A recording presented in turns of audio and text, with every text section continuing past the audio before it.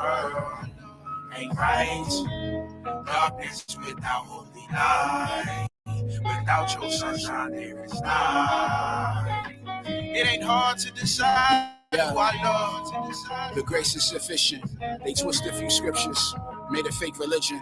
We can argue facts, but can't debate the wisdom. The serpent seed has subjugated his victims, created systems, made the heir to the throne beg for permission, removed his customs, fed him traditions. Merry Christmas. Satan Santa climbed down the chimney into the fire to consume a sacrificial offering. Talk about symbolism, it's spiritual. And the fact that we never seen it like that, it's hysterical. They pseudo-truth is satirical. Only time Jacob allowed to be blunt is when he lyrical. Other than that, shut your trap and get back to the trap. It ain't clear to you. Messiah said that they gon' hate you like they hated me. Paint Jesus on a false image that may be M.O.B. Mark of the beast, I'm using acronyms to say the least. You know why we fiends, we wanted out, they call cocaine the key. And we believed, we so deceived. Disciplined by the Father, humbly brought to our knees. By a nation swift as the eagle floating through the breeze. Swooping on us, angels rooting for us like major leagues. Abba, your love is like no other. With skill, you revealed how and why my people suffer. You crushed the sun for us and all the others. Would you please let your spirit fall upon us? Cause this world ain't right. Darkness without holy light. Without your sunshine, there is night. It ain't hard to decide who I love. This world ain't right. Darkness without holy light. Without your sunshine, there is night. It ain't hard to decide who I love. Being Kodesh is being blessed. In him I have my being, ain't no being like the rest. Forever on a quest to abandon his flesh. Reading Torah publicly caused civil unrest. Relinquishing the scriptures as they would rather manifest. In these universe cities, perversion is not oppressed. Love universal law, but hate the Father's request. The sin gets forgiven when men repent and confess. You are the lost sheep. I'm quoting Malcolm X, covered in soft fleece, fresh armory sweats, descendants of the remnant that the Portuguese possessed. The Queen's pendant had an image of the system on our neck. Most High showed us that we can't do this without him. Liberation come from yielding, not just Sunday morning shouting. Placing emphasis on a building when that building is a mountain, and that mountain can be moved by the faithful temple in you. Shine your light. This world ain't right. Darkness without holy light. Without your sunshine, there is night. It ain't hard to decide who I love. This world ain't right.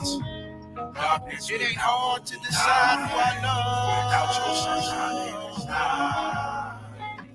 It ain't hard to decide who I love. Between you and this world, I choose you, yeah. Between you and this world, I choose you, yeah.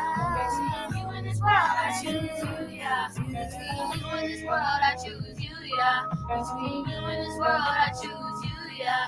Between you and this world, I choose you, yeah. Between you and this world, I choose you, yeah.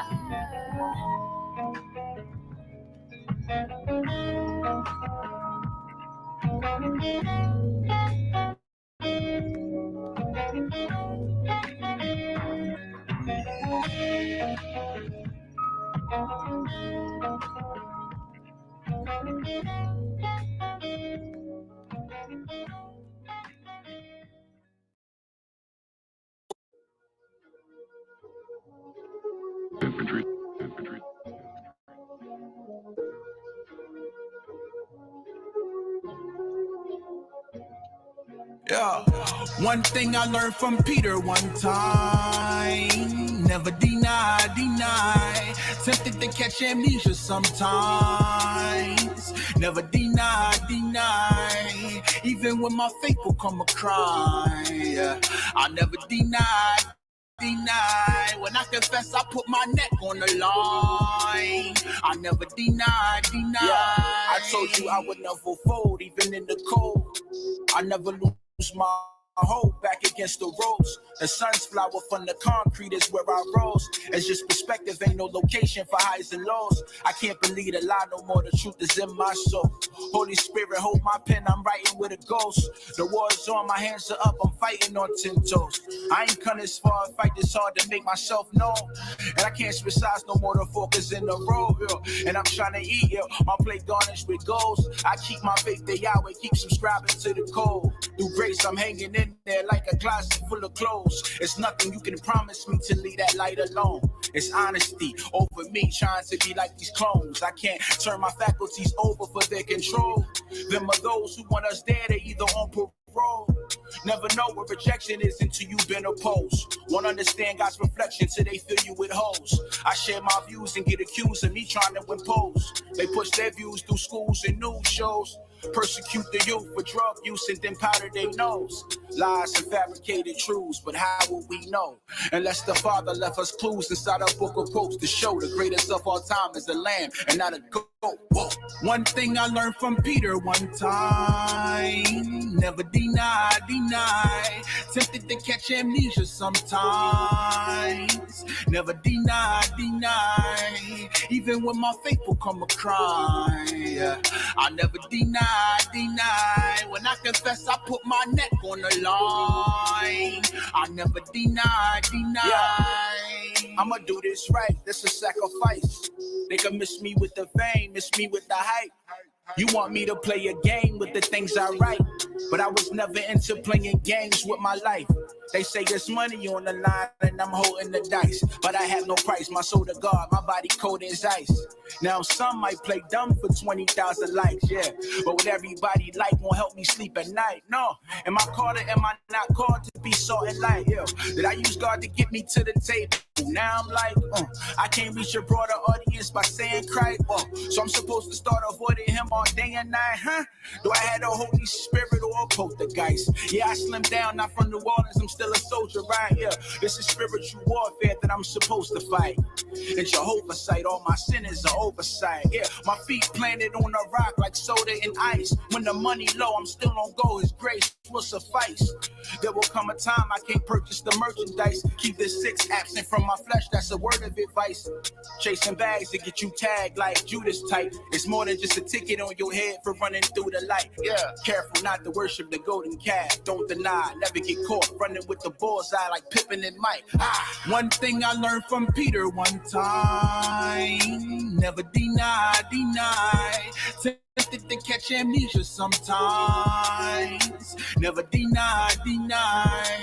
Even when my faith will come a cry, I never deny. When I confess, I put my neck on the line. I never deny. The Father, he gon' tell the children what nobody knows. He'll paint the picture with the scripture if we listen close. Give me lesson, give me blessing all throughout my woes. What should have killed me has built me and made me whole. What should have killed me has built me, I'll never fold. What should have killed me has built me, I'm solid gold. What should have killed me has built me, I won't sell my soul. What should have killed me has built me, I'm fully known. No, and ain't nobody tell me it be like this, no. Got the pressure on me, but I won't quit, no. There's an open door, but I won't dip, though. Cause the Holy Spirit told me don't trip, yo. I got you. That's why I never fold. I got you. Don't ever let me go.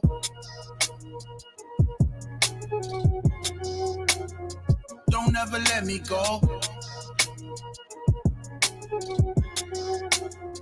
Don't ever let me go.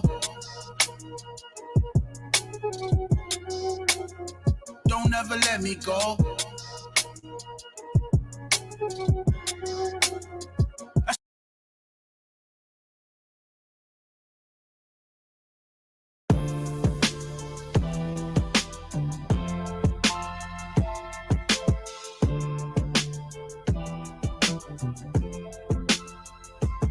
I know there is grace and peace upon me, and I know it's worth its weight in glory. See, I know it's people praying on me, but it's more people praying for me. Stay faithful. I will.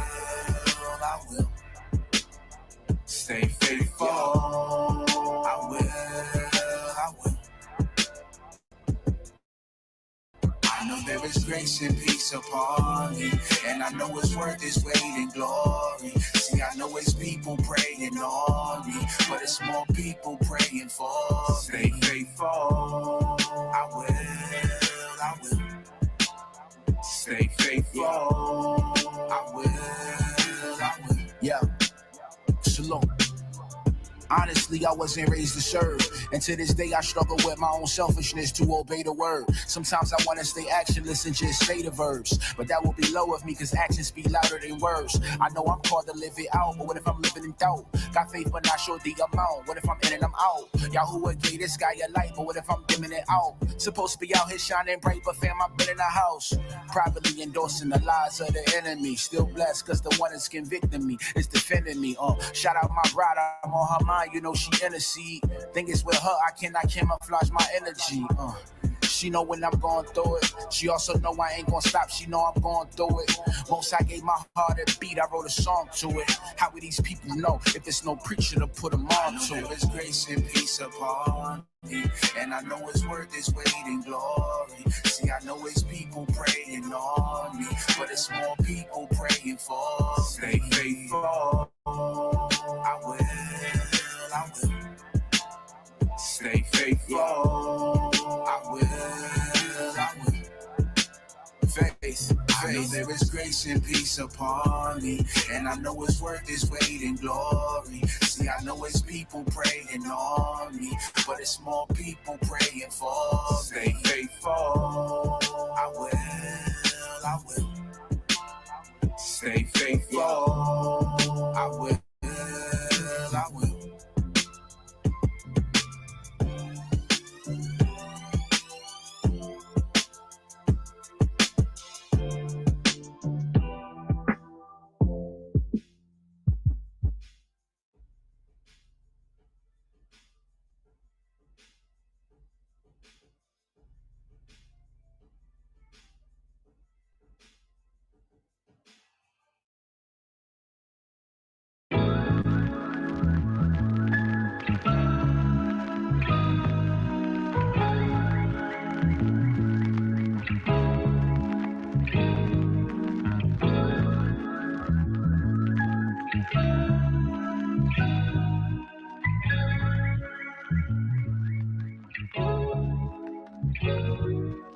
Blessings, it's bringing me joy. Blessings, I'll receive.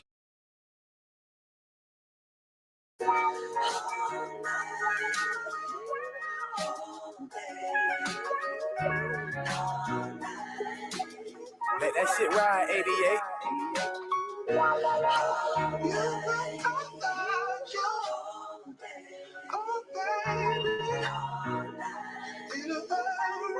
Look, this is my side of the story.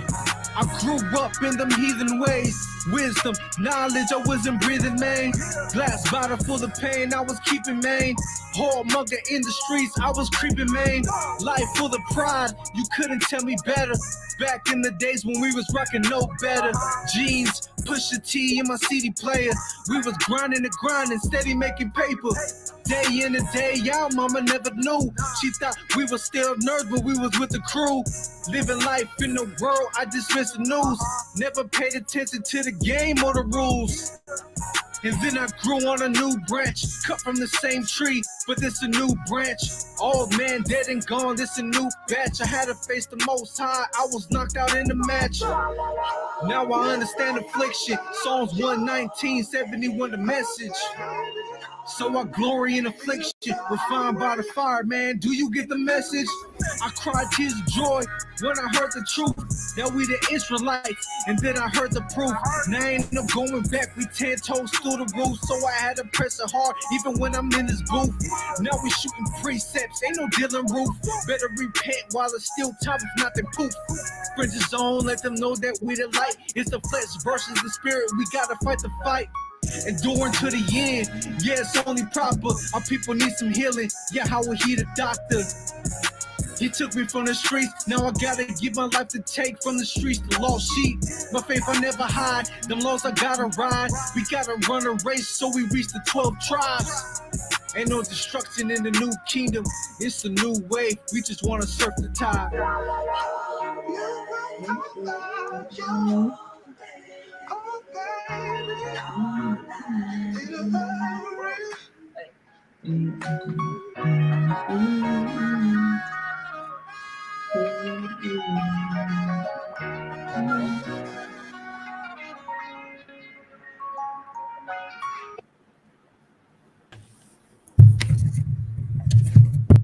Mic check, mic check.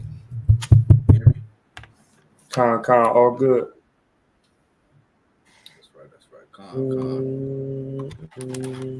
Shalom, family. Shalom, family.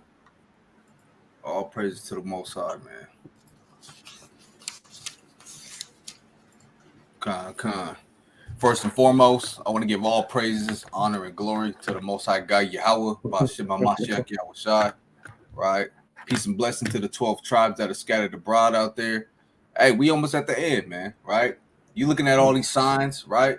You looking at all these trials and tribulations. It's just waxing worse and worse and worse in our time, man, right? What great empire lasts for damn forever, man? None, right? So how much more of this American empire, right? This revised Roman Empire that we live in today, you think this thing's gonna last forever, man?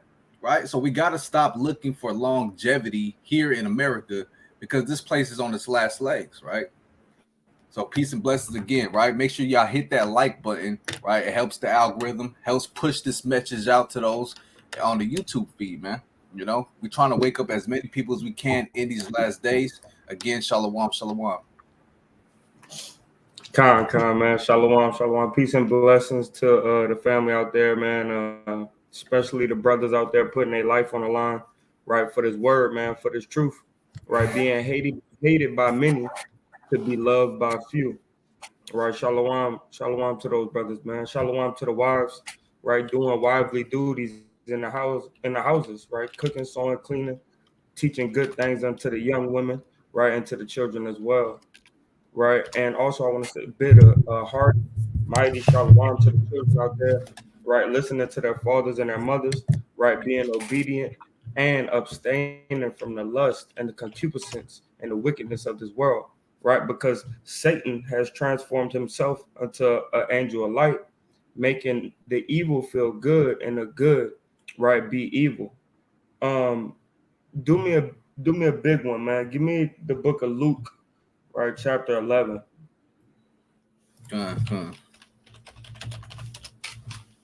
Let me get there right quick.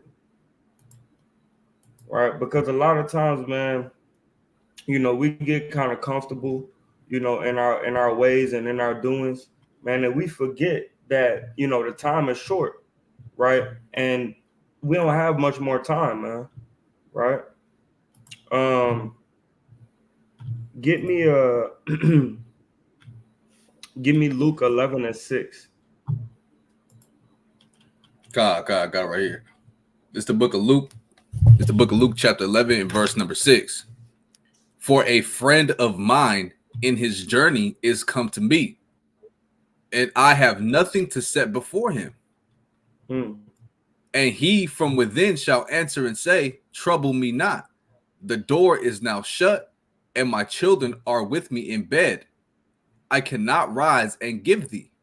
So this is a guy, right? That this is a parable, right? Where this guy, he didn't make himself burdensome, right, for his friend, right, for his brother. He didn't wake up out of his sleep to assist his friend with a good deed or a good gesture that he was about to go forth and do, right? So in this parable, man, we understand that we supposed to make those sacrifices that nobody else seems to make, man, right? And those sacrifices comes with what? Waking up early, going to sleep late, praying, fasting, right? Abstaining from different lusts and different temptations to show that it can be done, right? Learning how to be a good husband, learning how to be a good wife, right? Learning how to be children obedient to your parents, man. All these things, right, is that good bread, that is about to be talked about in this parable. Your doings follow you unto heaven, and what we do on earth is gonna be held as treasure in heaven, right? And we're gonna get there. Go ahead and read. God, Luke 11 and verse number 8. I say unto you, though he will not rise and give him, because he is his friend, yet because of his importunity, he will rise and give him as many as he needeth. That's a good brother. A good brother gonna give you more than enough, right? So that way you can figure out how you're gonna do your next move when it comes to appeasing or pleasing someone who could possibly be an angel of light from the Most High, right? So we need to know, man, when we give, man, we need to give heartily, right? And know that there's bigger things that's being added unto us in heaven rather than the things that we have right on earth, right? Give me Luke chapter 12. And I want verse Salakia. I want verse 16 to 20, and then we can move on. God, this is the book of Luke, chapter 16, chapter 12, and verse number 16. And he spake a parable unto them, saying, the ground of a certain rich man brought forth plentifully. Right, and this is the Most High, and this is the Most High, right? He is that rich man, right? That planted in this land, right? And he planted the Israelites, and it brought forth plentifully.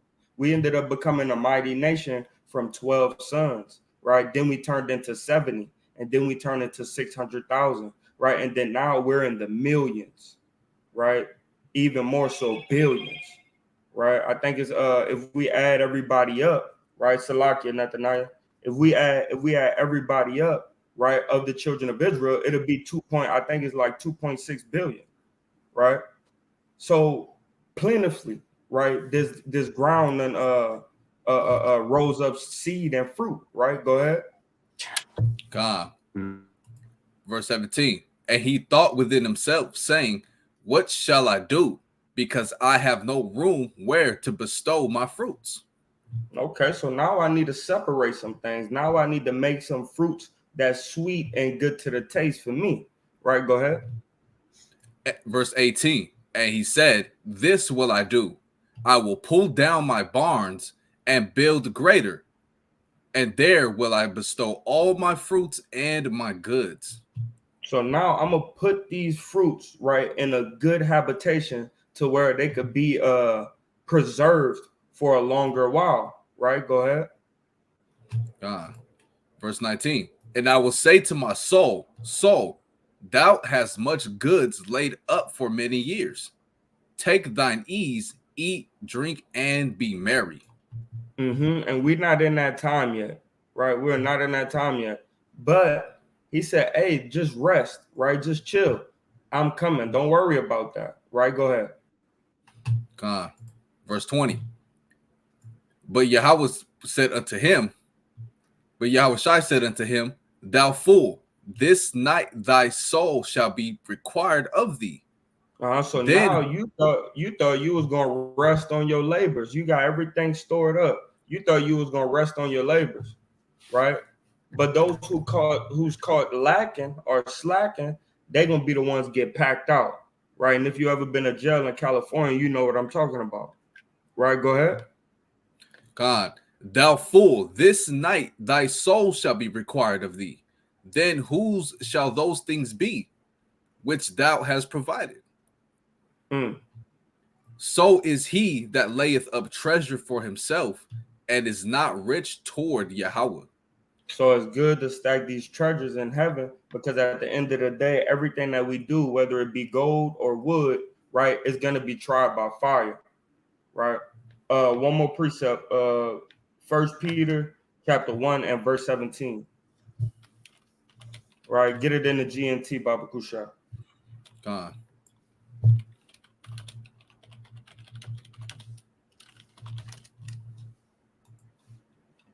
This is 1 Peter chapter 1 and verse 17 in the GNT. It reads, you call him Father when you pray to God, who judges all people by the same standard, according to what each one has done.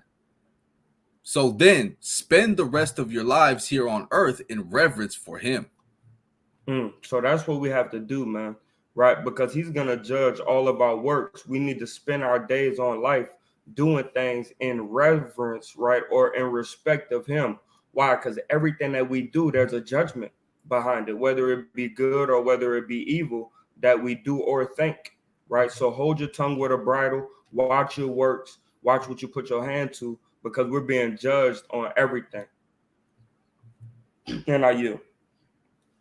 Con. That's right. Going back. Right. So we getting judged on everything, right? We got to stop putting our faith, right? Our strength, our works, and our duties mainly into the things that pertain to this world. We have to start stacking these treasures in heaven, because that's what's going to be required of us, right? Not the things that you built up in carnality, but the things that you built up in the spirit. That's what's going to be required of us. That's what's going to be made for us to understand what we're really working towards, right? The Most High is not going to look down on us. Okay, you built a nice, great land, great house. No, right? The spiritual house and the spiritual things that pertain to the spirit realm is what's going to save us, you know? And I got to open the scripture real quick. Go ahead, Nathaniel. Go ahead and get your intro in a lot. Tell the people shalom.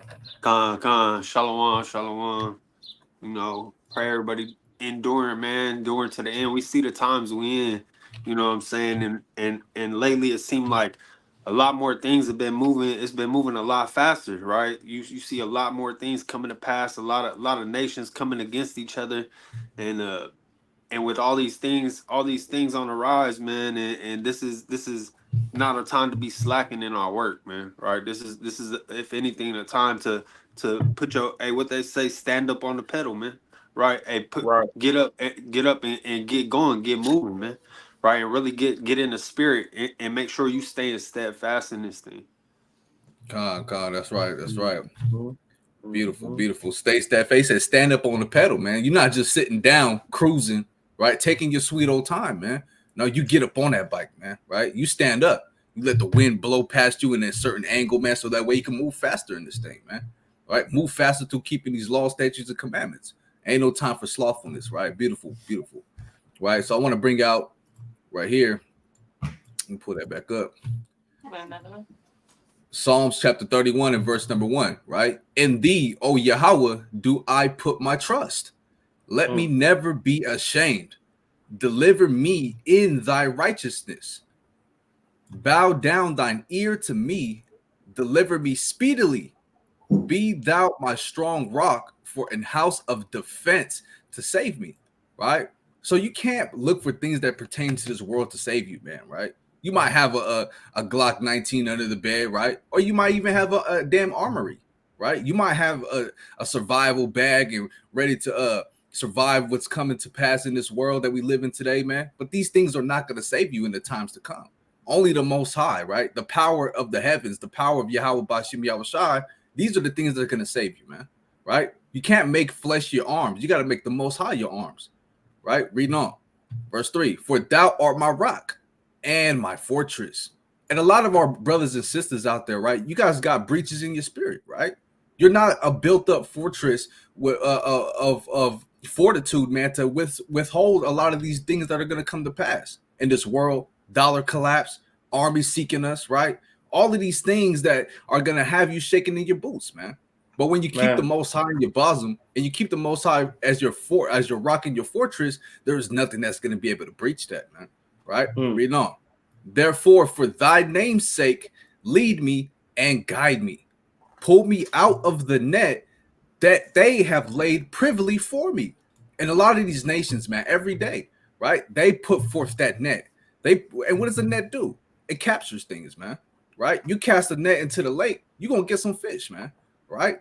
So we got to pull out that net of righteousness and catch our people from the hands of the enemies, right? You got nations on the other side of the pond casting nets to take these fishes and devour it. But guess what, man? We on the other side, right? On the right-hand side, casting our nets, throwing it forth, fishing, right? To bring these fish and to save them out of that pond, man. Because that pond, which is America today, is getting ready to be polluted, right? Read on. That's right. For thou art my strength. See, Yahweh is our strength, man. Yahweh Bashim Yahushai, the power of the Spirit, man, the power of the holy angels, the power that supersedes all of these finite, mortal powers that these men have on the earth. Hey, guess what, man? Right? Yahweh supersedes all of that, man. He's the one that gives them their power. So how much more strong is the Most High, right? And I yield. Go ahead, Nathan. Now you got something? Go ahead. Con, give for me Second Corinthians. Go ahead, King.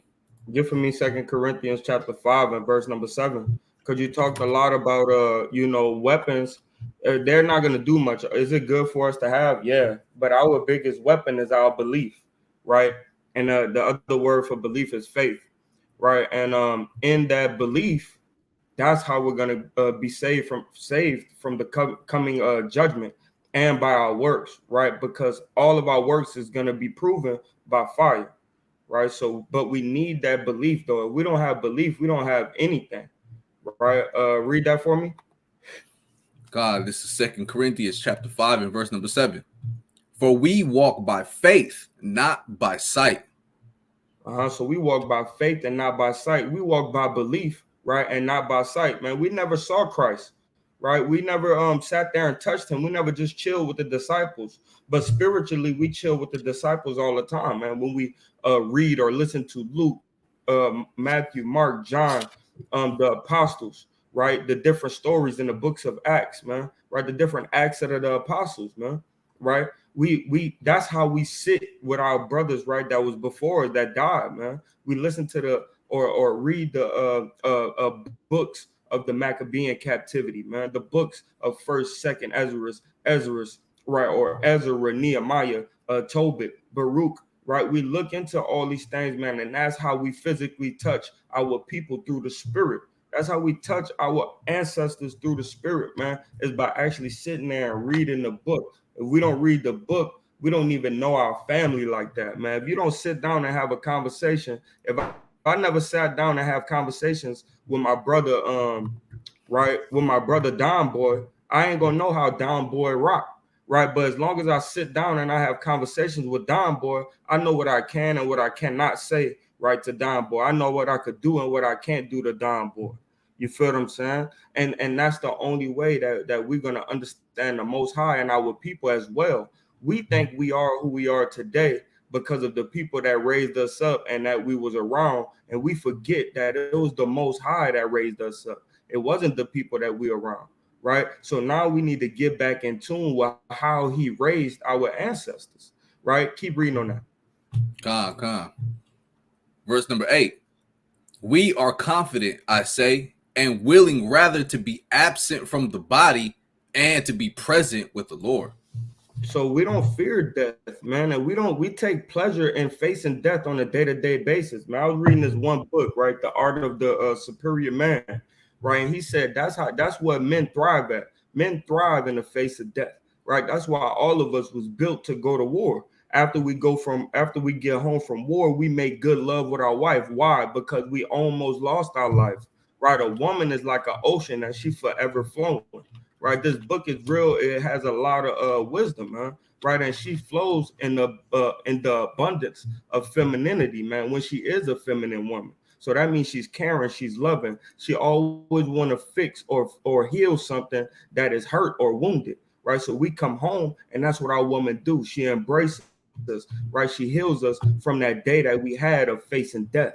Right, so we are confident, man, that when we go out there, we're going to come back home. But at the same time, we don't give a good God darn, right, if we die or not speaking and preaching this word, man. That's what you call courageous, right? Not pride, but courageous, man, confident, right, that we're doing everything that we could do to obtain the kingdom of heaven, man, right? And give me one more, because we got to prepare ourselves, right, for these times that's coming, man. Right, just like we had to prepare ourselves in the Assyrian captivity, right? The Maccabean captivity, right? The captivity under Herod and Haman and Salmanazar, right? And all these different other wicked kings that ruled over the children of Israel while we was in the land and absent, right? We have to now prepare ourselves once again, man. Give me the book of Judith, chapter 14, verse 1.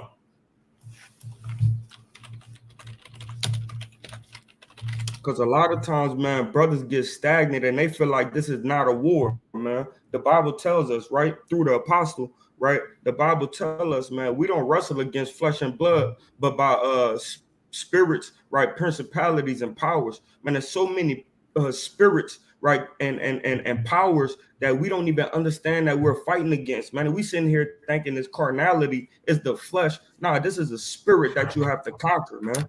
Right? There's always spirits that we have to exercise out of ourselves, out of our spouse, out of friends, even navigating through the enemies of the Lord. Right? We got spirits that we got to overcome and conquer all the day long, man. Right? Because if not, we'll get carnal and we'll start punching things down. But this warfare is not physical, man. It's a spiritual battle, man. And sometimes we intertwine the two, but we always have to separate. Right? Go ahead and read that. Come. It's the book of Judith, chapter 14, and verse number 1. Then said Judith unto them, hear me now, my brethren, and take this heed, take this head and hang it upon the... Do me a favor, read it in the GNT. Come. Salaki, I should have said that before. You good, King? Right, because a lot of times these words get jumbled and scrambled, right? But in the GNT, we get a little clearer look on what exactly is being said right here, right? That's right. This is the book of Judith, chapter 14, and verse 1 in the GNT. Then Judith said to them, my friends, please follow my advice. In the morning, take this head and hang it on the town wall. Appoint a leader for yourselves, and at sunrise, have all of your able-bodied men take their weapons and march out of the town with him, as if they were going down into the valley to attack the Assyrian outpost. Hey man, look, man. Judah said, look, man, don't play around, man. Take every able-bodied man. I don't care if he's skinny, big, tall, small. If he got 2 arms and 2 feet, bring everybody that you could bring with you armed and march down to the wall, man. Because there's power and strength in numbers, man. Right? There's power and strength in numbers, man. And y'all need to go ahead and show that you are a mighty nation, right? So, hey, man, Judith, right? Judith, she had things in order, man. Right? There was no games played, right? And Jesse Bahaz, I don't care if you guys have looked at Isaiah 13. It talks about the fall of Babylon, and it also mentions the day of the Lord, which I took as being on his second coming. We will need to rely heavily in prayer, Salakia. Well, yeah, that's true. But also they have works that we need to stack up, so that way we could rely heavily on our works as well, right? Prayer is just part of it, just like fasting, and just like obedience, right? All of it is parts of it. We need every joint of the body, right? Instead of just one arm or one leg, it's many pieces that we have to put together in this puzzle to be able to make it out of this coming destruction. But you're right, though. We do have to be heavy on prayer, right? But there's also actions that need to be that are required as well. You have something on this, King? On Judith? I still want like 2 more verses. Let's keep going. Right, verse number 3. The Assyrian guards will grab their weapons and rush back to camp to wake up their officers. The officers will run to Holofernes' tent, but will not find him. Mm-hmm. And the whole army will be terrified and retreat as you advance against them.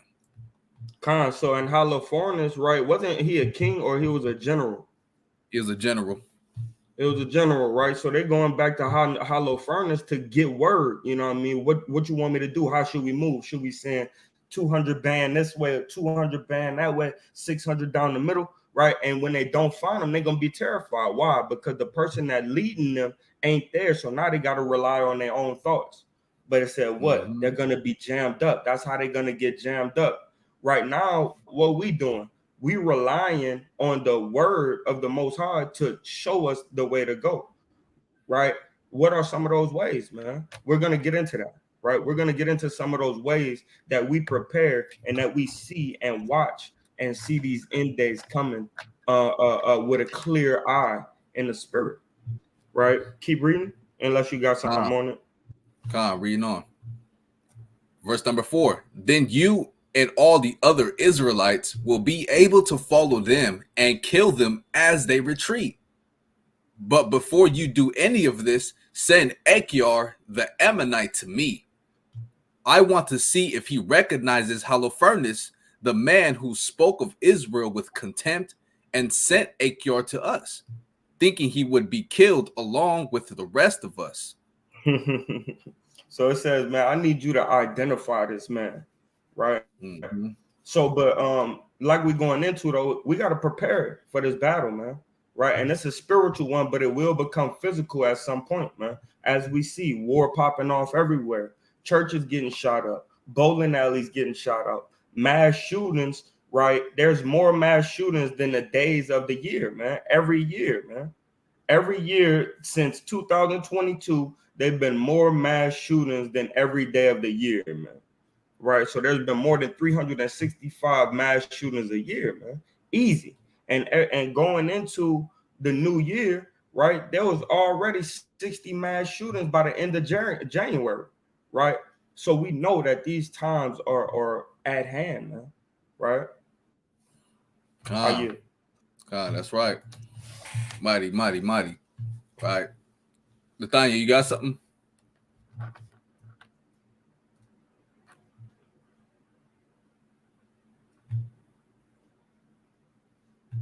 Get it together. You can say something. Go ahead.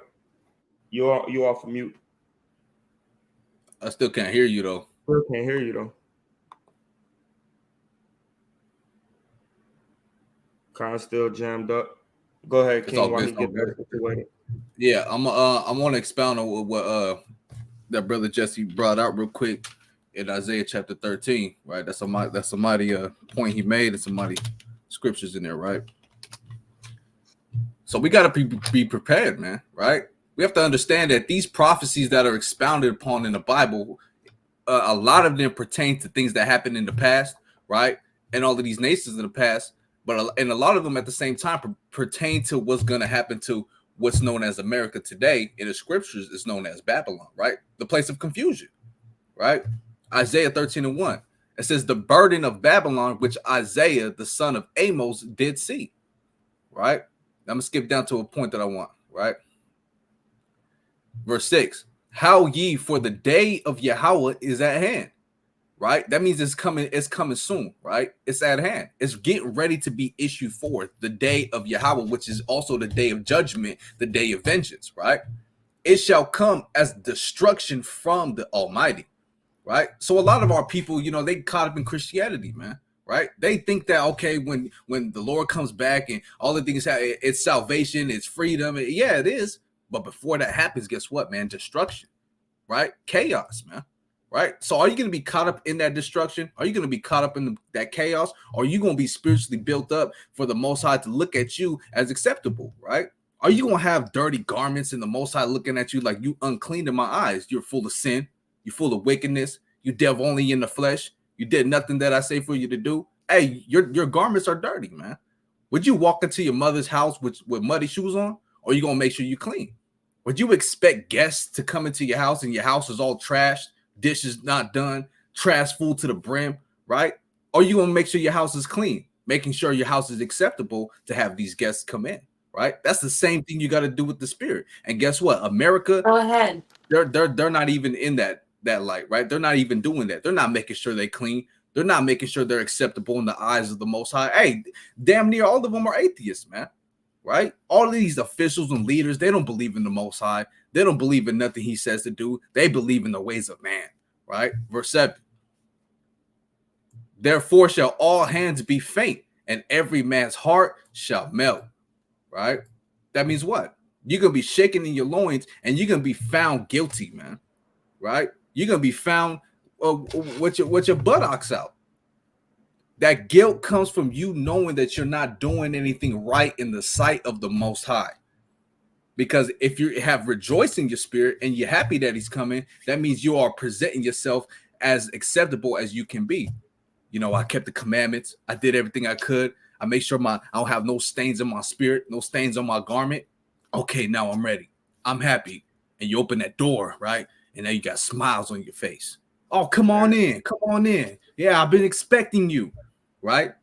You get the, or contrary to that, you get that knock on the door. Oh, I'm not ready. Trash, damn, I should have vacuumed. I should have cleaned. I should have thrown out the trash. And, hey, man, I wasn't ready for you to come in, right? Hey, the Most High is going to turn away, man. You know? Verse 8, and they shall be afraid. Pangs and sorrow shall take hold of them. They shall be in pain as a woman that travaileth. They shall be amazed at one another. Their faces shall be as flames, right? They're going to be burning in their countenance, man, right? You know that, look, man, we all grew up in the streets. Well, a lot of us did, right? That shaking in your loins, right? That nervous, you feel it in your stomach, you know, when the cops come or something terrible is going on in front of your face. Hey, man, you're sweating. You're burning up, right? It's almost like you got a fever, but you're not really even sick. You know, verse 9, behold, the day of Yahweh cometh, cruel, both with wrath and fierce anger, to lay the land desolate, and he shall destroy the sinners thereof out of it, right? And what's that land is talking about? That's talking about America, man, right? And it's talking about a lot of these nations, right, who have built up their own empires and fortresses within the earth, man. They're going to be laid destroyed too. You know, so this is what's coming to this place. So you got to make sure that y'all can hear me clean to get built up, right? They can be built up in the spirit to make sure you're acceptable on that day, or you're gonna be laid desolate as well, right? It's like I got precept on that, right? This is the book of Joel, chapter 2 from the top, right? It say, blow ye the trumpet in Zion and sound the alarm in my holy mountain. Let all the inhabitants of the land tremble, for the day of the Lord cometh. For it is nigh at hand. Hey, man, that's what we doing, right? That's what we doing every time we jump on these lives, man. Every time we go out in the highways and the byways to teach, man, and try to wake up the sheep, man. Every time we try to mention the truth to somebody while we at the grocery store, or when we at the gym, man, or when we at work, right? We blowing the trumpet. We trying to wake these brothers up, man, because we know the day of the Lord is at hand, right? It says a day of darkness and of gloominess, a day of clouds and of thick darkness, as the morning spread upon the mountains, a great people and a strong, there have not been ever the like, neither shall there be any more after it, even to the years of many generations. Right, so we know that the day of the Lord is like my brother was saying, man. Right, he's gonna come. A lot of people gonna be shaking in their boots, man. Right, a lot of people gonna be in tremendous fear, man. Right, hey, imagine you got a case, and they building a case against you, and then you have no clue about it, and you just out here doing a bunch of wicked deeds, breaking all the laws, and when they finally bring you to court, they already got a whole case built on you. They got all the evidence. And hey, what you gonna do in that day? Right? You gonna be, oh man, what did I do? Oh man, you gonna be terrified, man. Oh, I gotta do 60, 70 years in a pen now because of all these things I did. I had no idea they was building a case against me. Hey man, you gotta prepare yourself ahead of time. Don't wait until the day of, right? Big facts. Big facts. Beautiful. Con, I want to say something on that too, man. Like, look, man, right? I'm gonna get out this quick precept, right? Let's get that advocate, right? Right. This is 1 John chapter 2 and verse number 1, right? My little children, these things write I unto you, that ye sin not. And if any man sin, we have an advocate with the Father, right? Yahweh Shai Hamashiach, the righteous, right? And what is the advocate, man? Right? Somebody who's going on your account, right? Let's get that definition real fast, right? Just for edification. What is the advocate? The action of being superior court, calling before itself or reviewing an action originally brought before an inferior court. That's not what I wanted, but 1 second. To publicly support or suggest an idea, development, or way of doing something. Right? Now let's get this. Watch this. This is what I want. Advocacy. The profession or work of a legal advocate. Right? Mm-hmm. So Yahweh Shai, man, Christ, right? The Son. He's our advocate. He's our lawyer in that time. Right? So we got to understand that the sins we produced in this world, the wickedness we brought forth into the eyes of the Most High, right? We have an advocate, a lawyer on our behalf, man, right? To tell us, we got Satan, who's the prosecutor. Hey, look, he went off on this time. He was doing this wickedness. You know what I'm saying? He did all of this, that, and the third. But Yahweh Shai's like, look, all of that stuff, take it away, right? I'm on behalf of my servant, man, right? And the ultimate judge is who? Is the Father, man, right? So we got to understand that if you go to court and you facing the judgment seat, the advocate is Yahweh Shai to be there to fight for you on your behalf, man. And I ain't talking about no public defender. This is a paid lawyer, man. And you pay for him how, man? By doing his service, man, right? Doing the things he told you to do. Look, man, don't get in trouble. You got court on the 28th. You know what I'm saying? Stay out of wickedness, stay out of sin, and then it's going to look good on your case when we finish off this trial, But Satan's always there, like, okay, I'm going to get him to go off, right? So we got to fight that sin, right? Just like the brother Nathaniel said, man, like, hey, you can't keep building up your case to add more charges to your case, man, because it's going to look bad, right? It's going to look bad on your behalf, And I want to get that in Hebrews chapter 10. Hebrews chapter 10 and verse number 26. For if we sin willfully after that we have received the knowledge of the truth, there remaineth no more sacrifice for sins, right? And what's the truth? The law is the truth. So if you keep sinning and adding more charges to your case, even though you find in the trial right now, man, hey, it's going to look bad on your behalf. Now you're going to really have to pay for it, Let me get that real fast. Psalms 119, verse number 142. All right, bear with me, y'all. Right? Psalms 119, 142. Thy righteousness is an everlasting righteousness, and thy law is the truth. Right? So when you have knowledge of the truth, right, or knowledge of the laws that you should be keeping the commandments and doing what thus saith Yahweh by Hashem Yahweh Shai, hey, man, you're going to be all right. But if you don't do that and you continue to sin willfully, hey, man, I know I shouldn't be eating pork because the law says, but I'm going to do it anyways. I know I shouldn't cut my beard, but the law says, but I'm going to do it anyway. Hey, you adding more charges, man, and you're going to ultimately have to pay for that, right? Let your lawyer fight on your defense, which is the advocate, which is Yahweh Shai, and don't do nothing to defer him from persuading to the judge, which is the Most High, to redeem you, to save you, to give you a lighter sentence, man, and I yield. Wait, one more point on that, right? And all of these things pertain into the times that are coming, man, right? Make no trouble of yourself in the sin when these perilous times start to come on the earth. You don't want to give into that sin. You don't want to give into that wickedness. You want to stay 10 toes down in the laws. You want to stay 10 toes down and walking in the spirit. Then you're going to be well, man, right? The dollar collapse, what you going to do? Are you going to kill another man, your own brother, for some food in Kansas? No, we're going to walk in the truth, When all hell breaks loose, are you going to shave your beard because you feel like it's hindering you? No, man, right? You see a pork over there, you starving, and all hell breaks loose. Oh, well, there goes that pork sandwich right there. I haven't eaten in 3 days. My family kind of hungry, No, man, right? You're going to let the Most High provide. You're going to put your full trust and faith in the Most High. To hell with that pork. I'll go another day or 2 days without food until I find something that I can't eat, because we built on keeping the laws. Because when you keep these laws and faith in his son, guess what, man? We're going to have that hedge of protection in these perilous times that are coming, Go ahead. And also when you keep those commandments unto death, he said he'll give you a crown of life, right? He said those who keep my ways unto death, right, there shall be given unto them a crown of life, right? So even if you gotta die, man, and starve out, right, rather than sin, that's what you gotta do. But I wanted to bring out something on that Isaiah thing, and then we can move forward if that's all right. Yeah, come on, Um, King.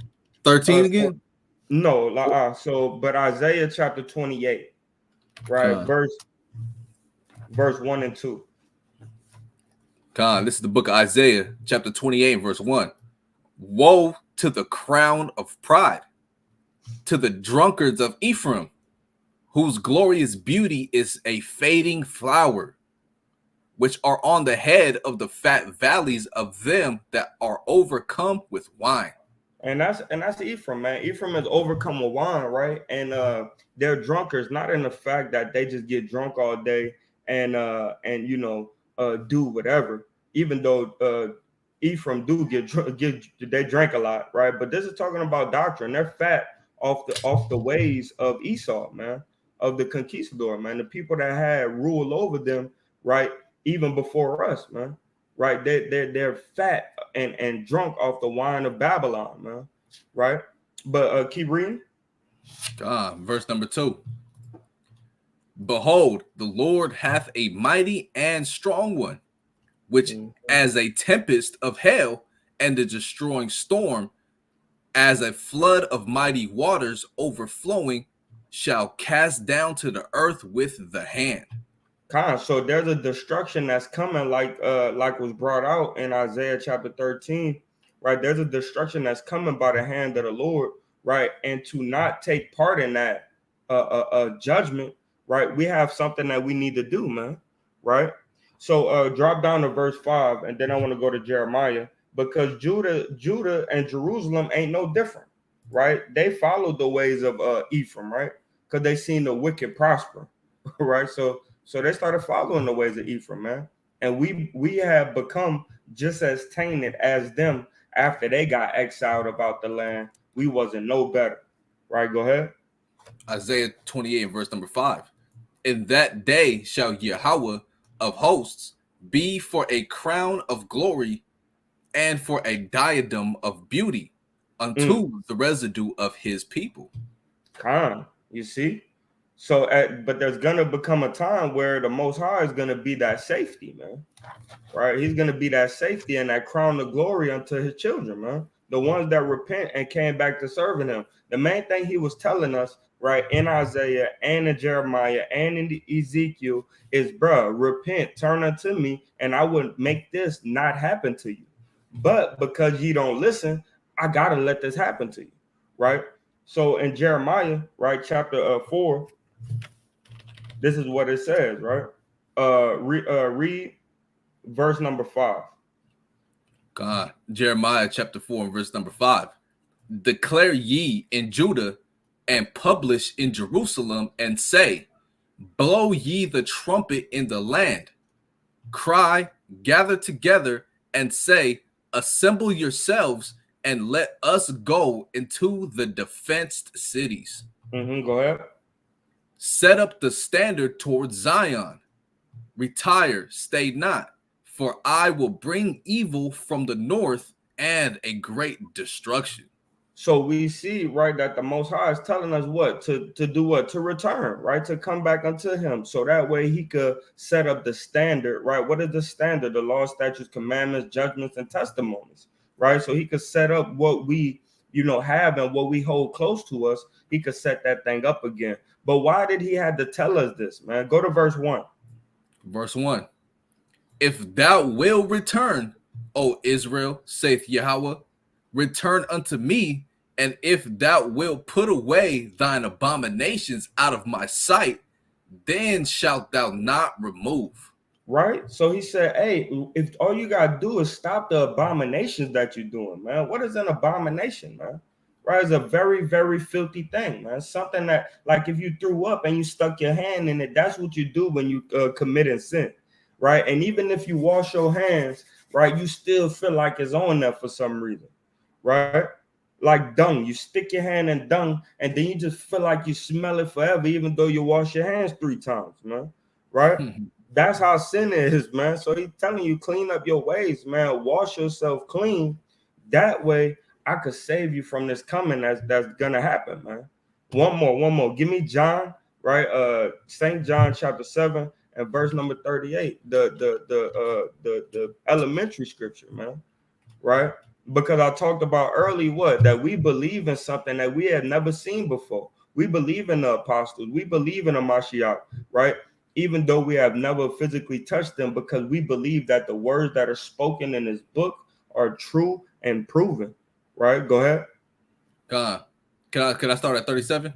You can start wherever you want, King. 37. In the last day, the great day of the feast, Yahushua stood and cried, saying, if any man thirst, let him come unto me and drink. Right? Mhm. And what's that talking about? That's not talking about, hey man, I got a couple gallons of water. If you're thirsty, you look like you got dry mouth here. No, man. That's not talking about that type of water, right? We should be thirsting for a different type of water, which only Yahweh Shai can give us, man. Right? Verse 38. He that believeth on me, as the scripture hath said, out of his belly shall flow rivers of living water. Right? And what's that living water? Go ahead, King. Expound. Oh, he good. Right? Nah, you got it. That living water is what, man? Right? Wisdom, knowledge, and understanding. Right? The things that's gonna bring you to life, man. What are you gonna do with a plant if it has no water? Is it gonna grow, or is it gonna slowly wither away? Right?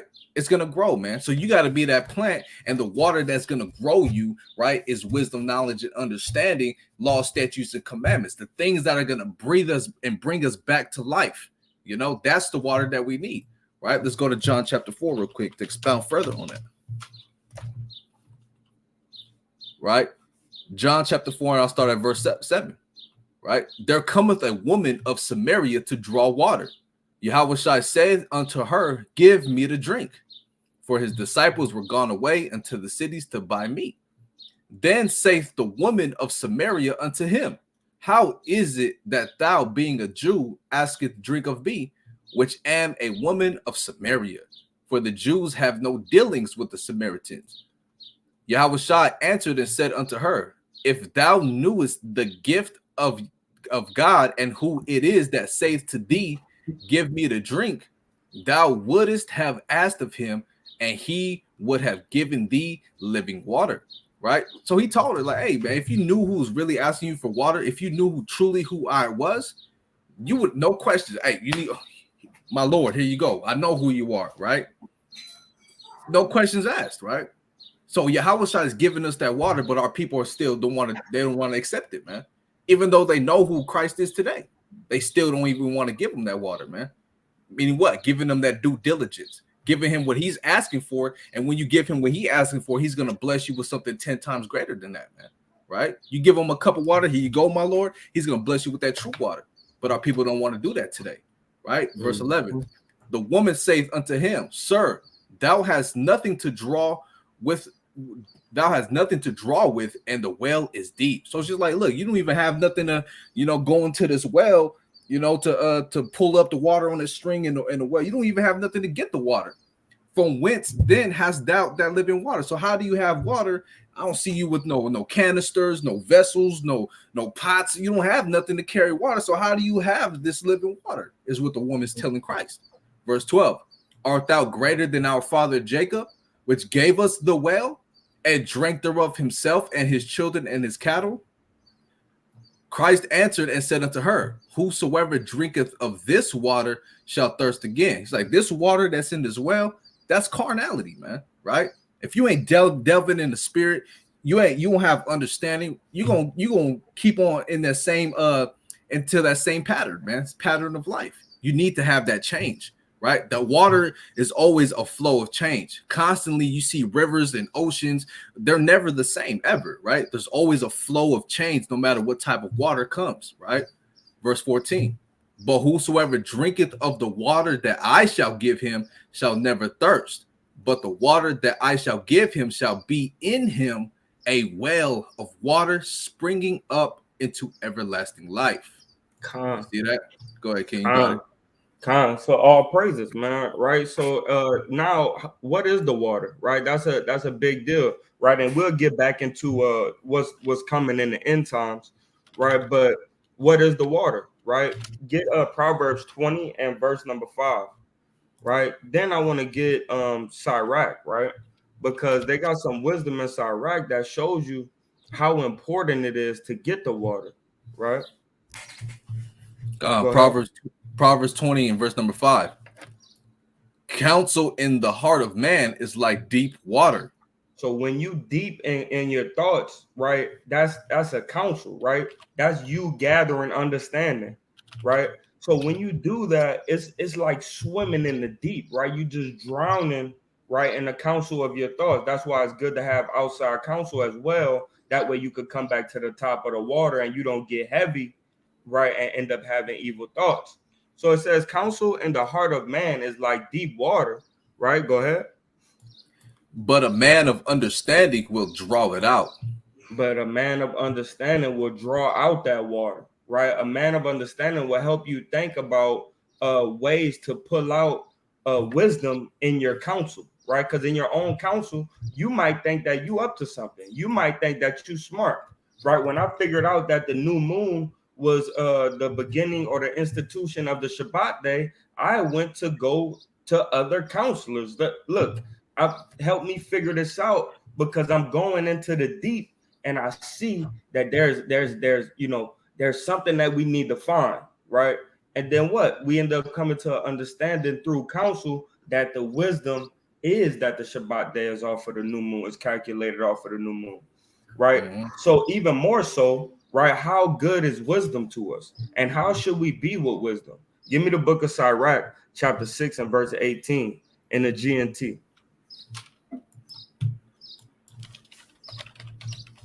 Sirach 6 and 18, GNT.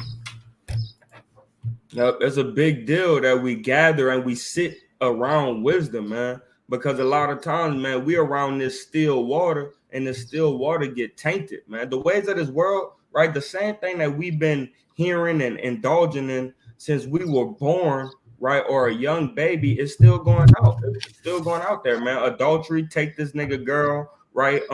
Music, butt shaking, right? All type of lasciviousness and stuff going on in clubs and in the streets. This been going on. That wisdom is still water. That wisdom is rotten, right? When you sit by a pond that just been sitting there and haven't been filtered, right? It stinks, man.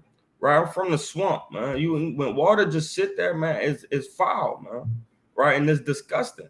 But the living water, it keeps moving, and in the moving, it purifies itself. Right, all the bad stuff, the dirt and the debris get filtered out on its travel down the stream, right? But go ahead, man. This wisdom is really important. God, this is Sirach chapter 6 and verse 18 in the GNT. My child, learn to value wisdom while you are young, and you will still be able to find her when you grow old.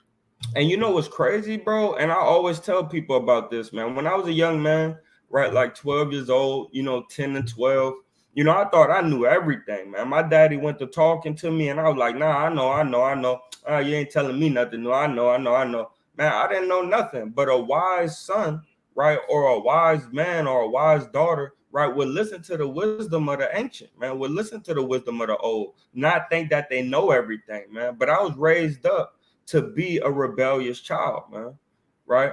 Because all I knew was the world. All I loved was the world, right? I didn't know the Most High, and I didn't love the Most High, right? So while we're young, and that's why it's beautiful for us men of God to be in our children's life, because while we're young, we need to teach our children that it's okay to not know something and gain wisdom by learning it, right? It's okay to not know something. Right, that's very humbling. It's okay, man. Right, and I hope somebody out there need to hear that, man. It's okay to not know something, because that's the only way for you to learn. Right, go ahead and read, King. Verse 19. Work as hard to find wisdom as a farmer works to plow and plant his fields. Then you can expect a good harvest. And why did he say this right here, man? He went back to Genesis, and it told us that we have to till the ground, right? We have to till the ground to get the understanding. That's a curse of Adam, Adam had all the law, statutes, and commandments, the wisdom, the testimonies, everything that he needed, right? But in listening to the woman, he made us have to till the ground, man, seek for wisdom, right? As a man plowed the ground, man, right? To bring forth a good harvest. What's the good harvest, man? Fruit that's worthy of repentance, man. Doings and people that always repentant, man, and that's worthy of it.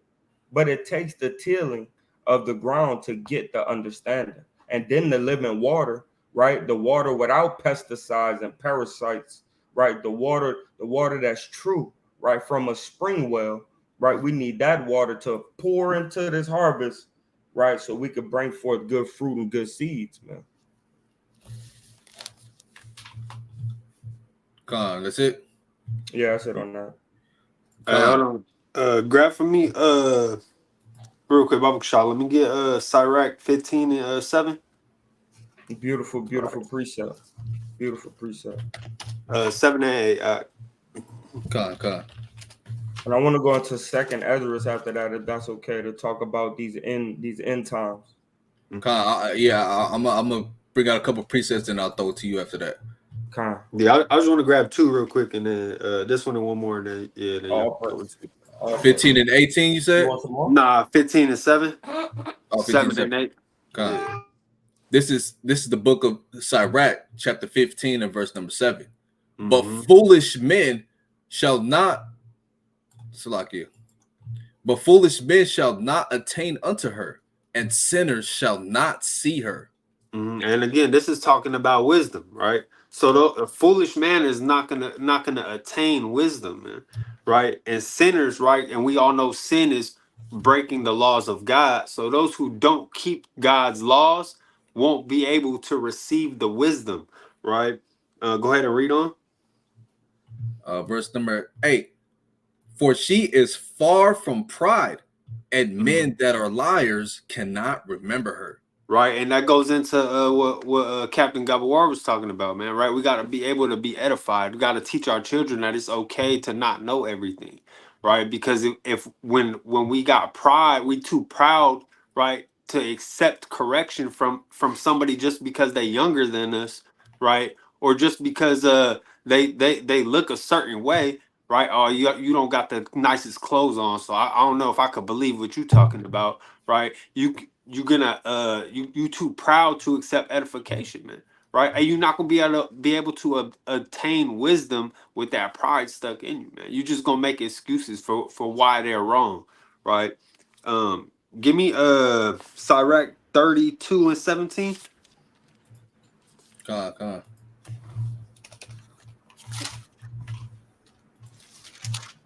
This is the book of Sirach, chapter 32 and verse number 17. Mm-hmm. A sinful man will not be reproved, but findeth an excuse according to his will.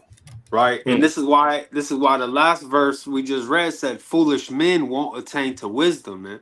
Right, because you so foolish and you enjoy the sins that you do, you're gonna make excuses for why it's okay, and that's why we see so many of our people who are lost in Christianity, man.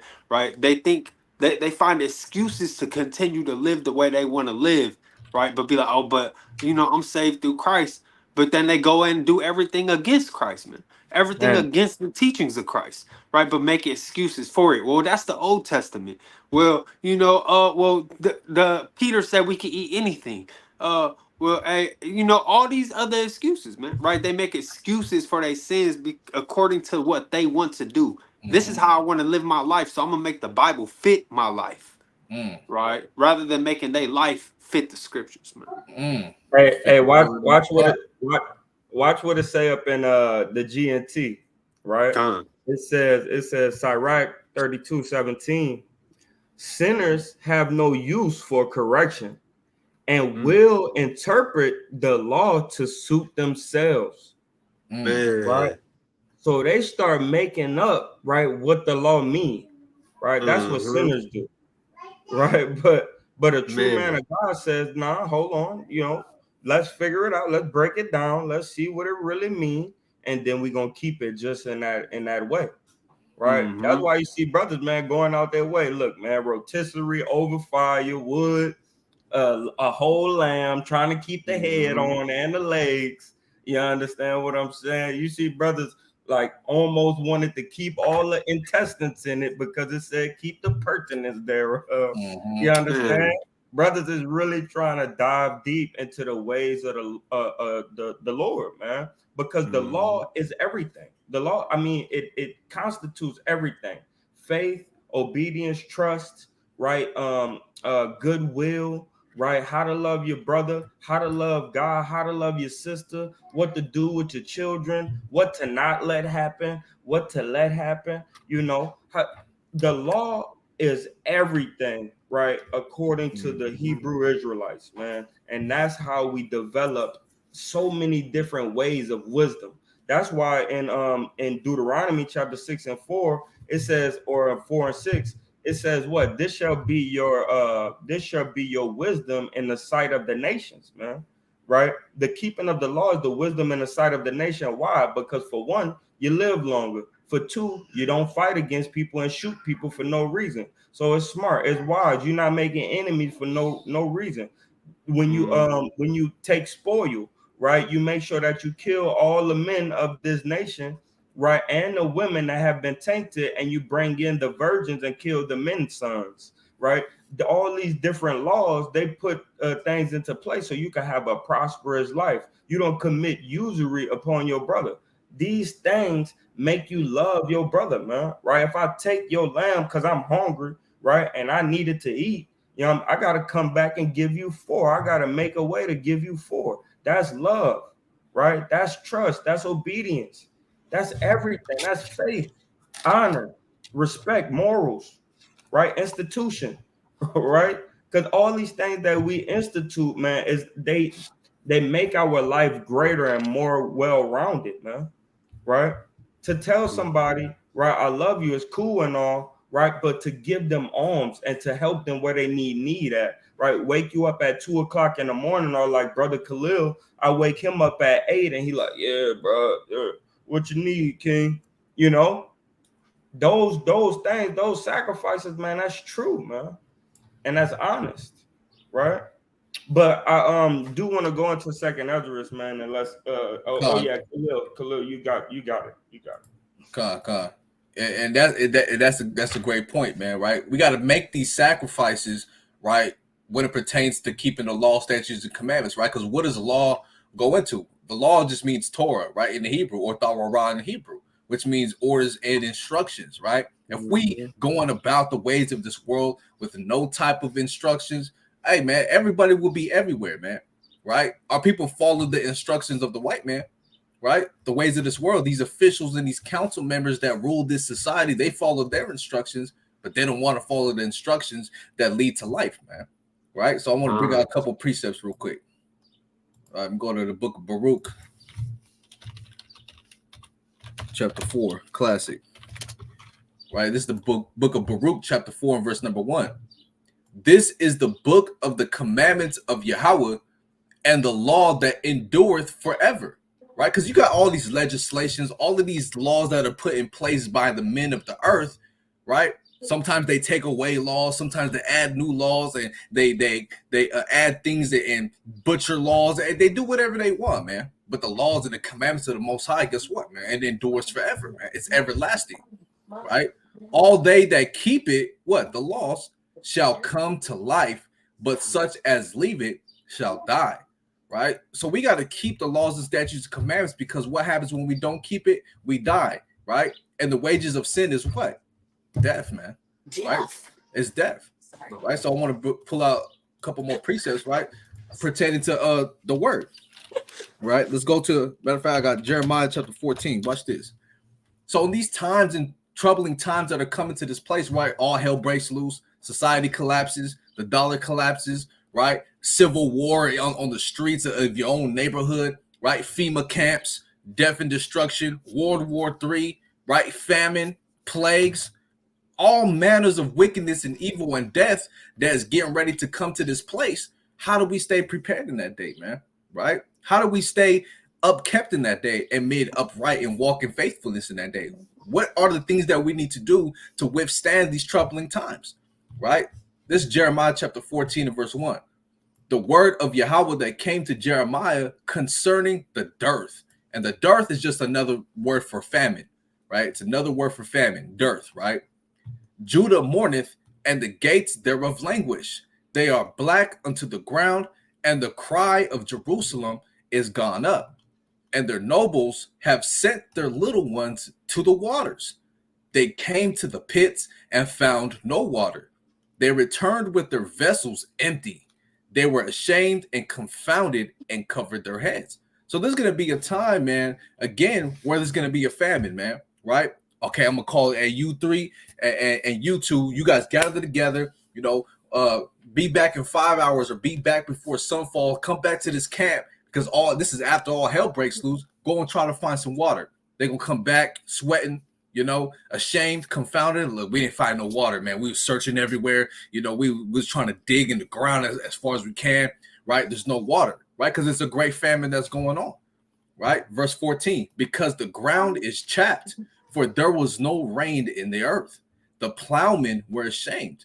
They covered their heads. What does it mean the plowmen were ashamed? Because after all they've been working for, after all they've been tilling the ground in carnality, right? And things that they think they're going to work for the ways of this world and work for the things of this world, they're going to get no result of that, man. They ain't going to get no fruits from that, and they're going to be ashamed, right? Yea, the hind also calved in the field and forsook it because there was no grass, right? So there's going to be a time of famine that's coming to this place. No water, no food, right? But through the Spirit and on another fold, what is the water that we really need to try to get, right? Let's go to Ephesians.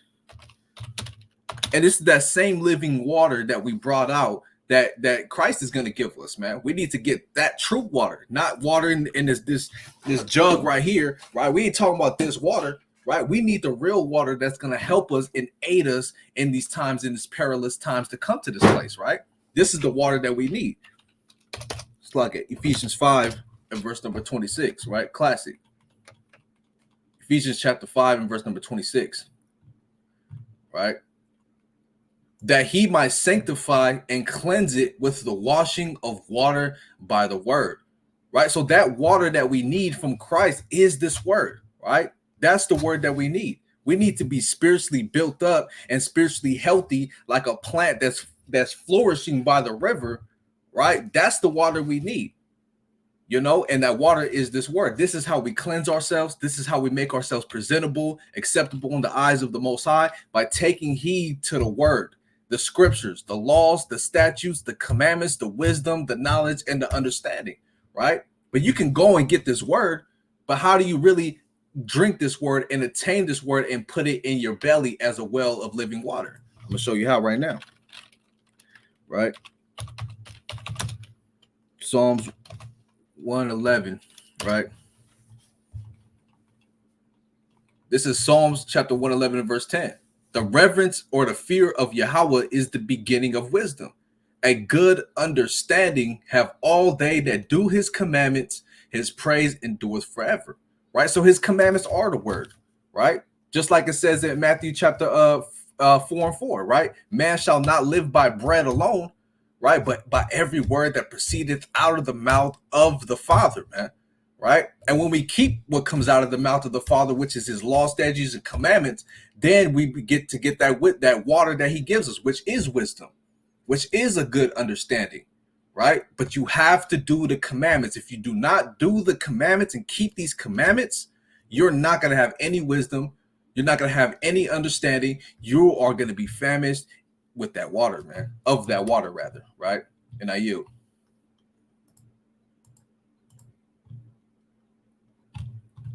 All right, anybody got some?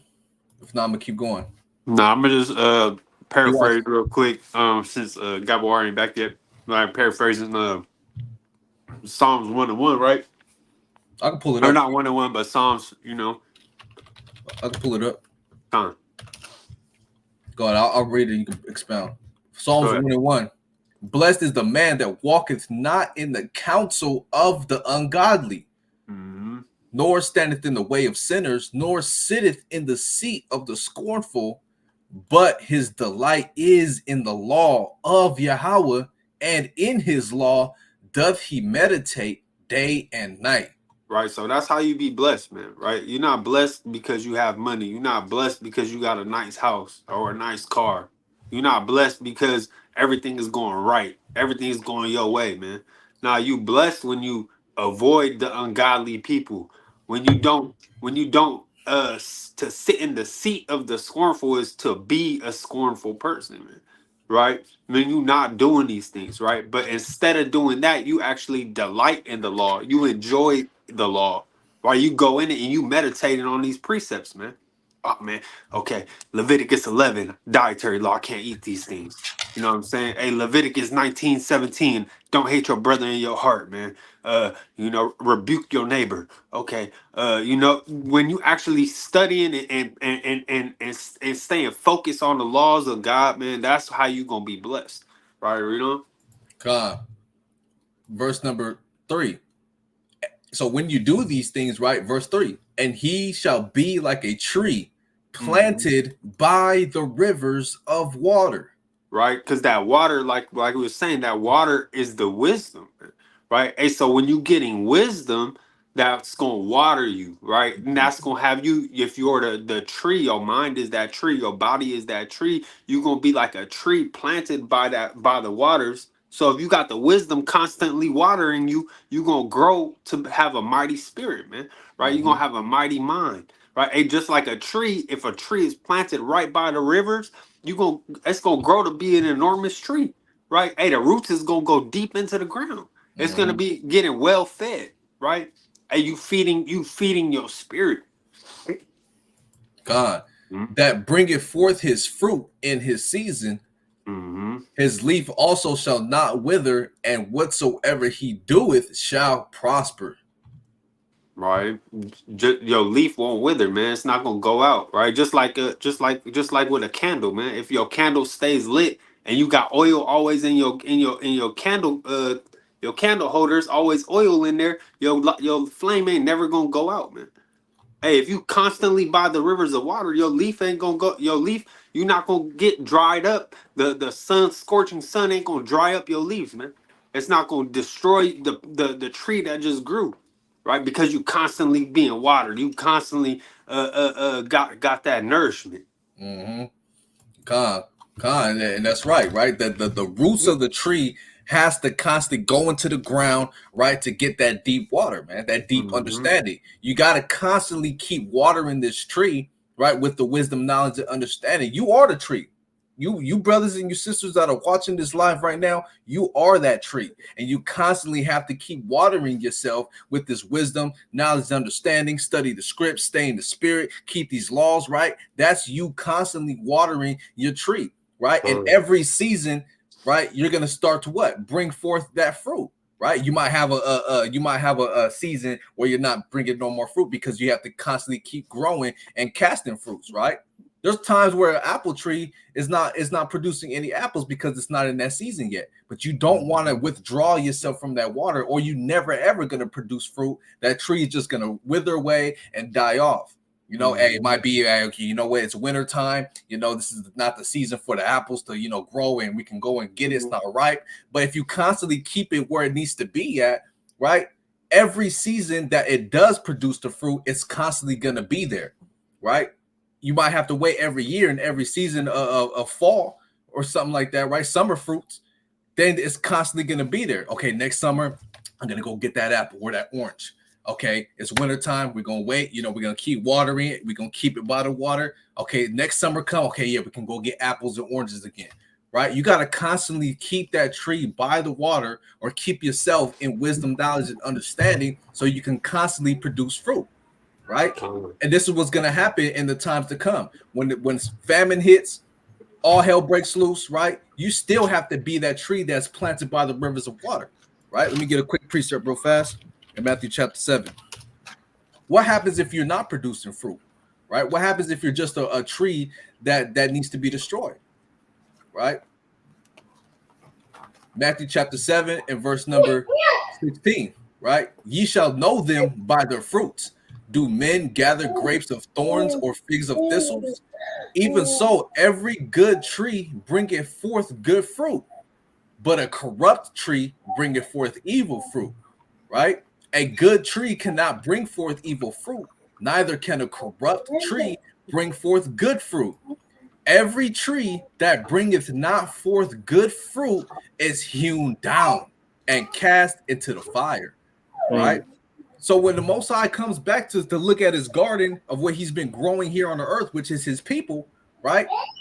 He's gonna look around. Okay, that's a good tree. That one's kind of that one's really green. That one's healthy. Or that one got a bunch of apples. And but he looks at you, but hold on, wait, this tree is dying. You know what I'm saying? Hey, it's browning up, man. It's withering away. Yellow leaves falling all over the place. No fruits. Ain't produced no fruits in years. You know? Hey, just chop that tree down, throw it into the fire, get rid of it. You don't want to be that tree, right? And in the times to come, you want to be a strong tree to withstand the fire that's coming to this place, man. You know? Go ahead, King. You got it. God. Who was on me? Yeah, you wanted that second Esdras, right? Yeah, Khan. And after that, I want to bring out this video. Khan.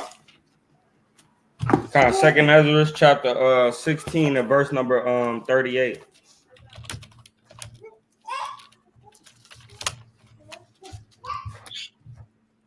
Because the whole point is, man, it's coming to the point of time, man, where we're gonna have to make moves, man.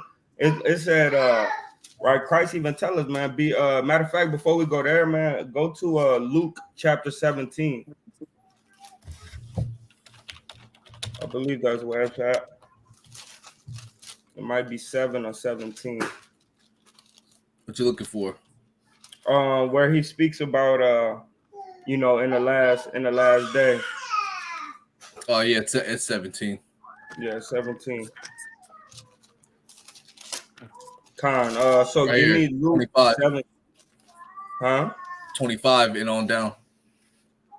Khan. Go ahead and read some of that. This is Luke 17 and 25. But first must he suffer many things and be rejected of his generation. And as it was in the days of Noah, so shall it be also in the days of the Son of Man. They did eat, they drank, they married wives, they were given in marriage until the day that Noah entered into the ark, and the flood came and destroyed them all.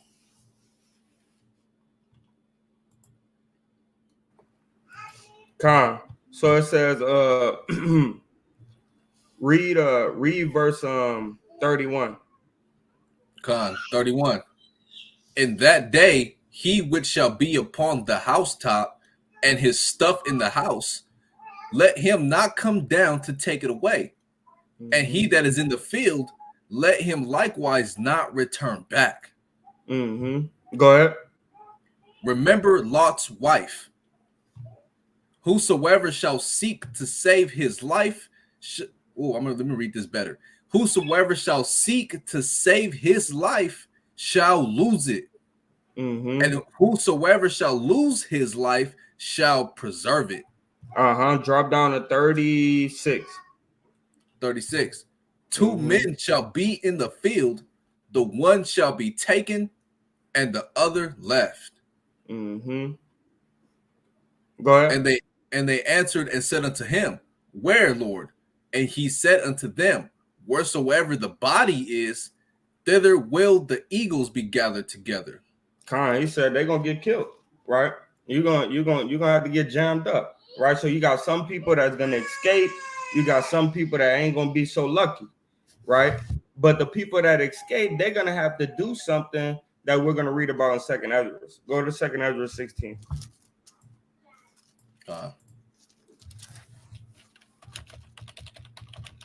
And the new moon is coming in tonight, man, for y'all, or for those of you who keep the new moon and celebrate and turn up, for the Most High. I pray y'all have a Shar Kadash, man, a happy new moon, and everything goes well. Right, 18. 38. Cost lucky. This is Second Ezra 16 and 38. As when a woman with child in the 9th month bringeth forth her son, with 2 or 3 hours of her birth, great pains compass her womb. With So for 2 hours strong, right? For 2 hours strong, they said, you don't know which hour the Son of Man cometh, right? And also the Bible says what the affliction of an hour make a man forget prosperity, man.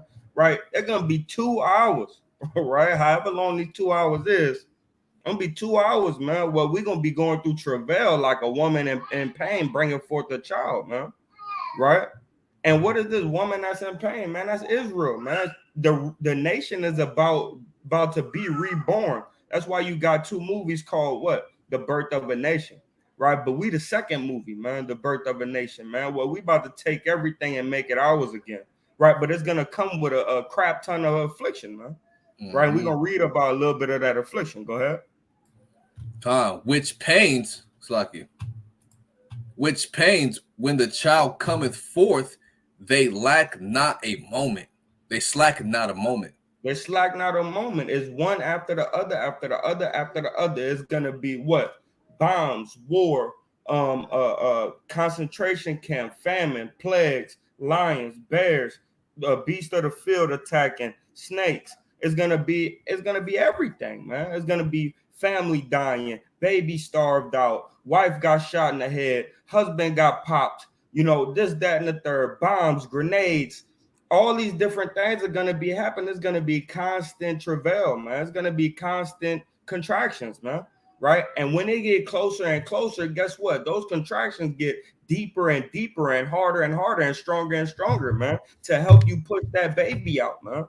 Right? And that's what the Most High is going to be doing to us. He's going to be proving us and contracting us, making sure that baby could come out, man. Those beautiful Israelites that keep the commandments and strive all the way until death, man, they could get their blessing, right? That they strove so hard for, man. A golden city, right? Set up on a hilltop where everybody come through and bring merchandise for free, man. Right? Go ahead. Verse 39. Even so even just like a woman in pain, a woman giving birth, it's constant. It's not going to stop until that baby is finally born. And it's likened that to the same way in verse 39. Even so shall not the plagues be slack to come upon the earth, and the world shall mourn, and sorrows shall come upon it on every side. On every side. When a woman is contracting, the whole uterus, boom, boom, boom, right? Boom, boom, boom, boom, boom, right? It's just like the baby is hearing the thunderings, man. And it's going to be the same thing for us on every side, man. That's why the scripture told us what? It said assemble yourselves together, man. Right? In the book of Jeremiah that we just read earlier.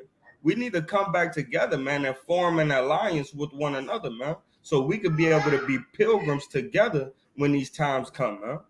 Right? Go ahead. Verse 40. O my people, hear my word, make you ready to thy battle, and in those evils be even as pilgrims upon the earth. So even in those evils, man, we got to be like pilgrims upon the earth, man. What that mean, man? We watching every move that we make, man. Right? When we find a good source of drinking water, you got to pick it up, man. When you find an area where you can rest because your feet is hurting, right? You got to be circumspect, man. Take that rest, man. Right? When you walking for 2 and 3 days, man, only living off of 2 or 3 hours of sleep, man, because you hearing bombs and bullets and arrows and people crying and sighing for death, right? You got to learn how to say, okay, well, I'm gonna need that arrow. Well, I'm gonna need that little gun that he got right there. I'm gonna need that radio. I'm gonna need that battery charger, right?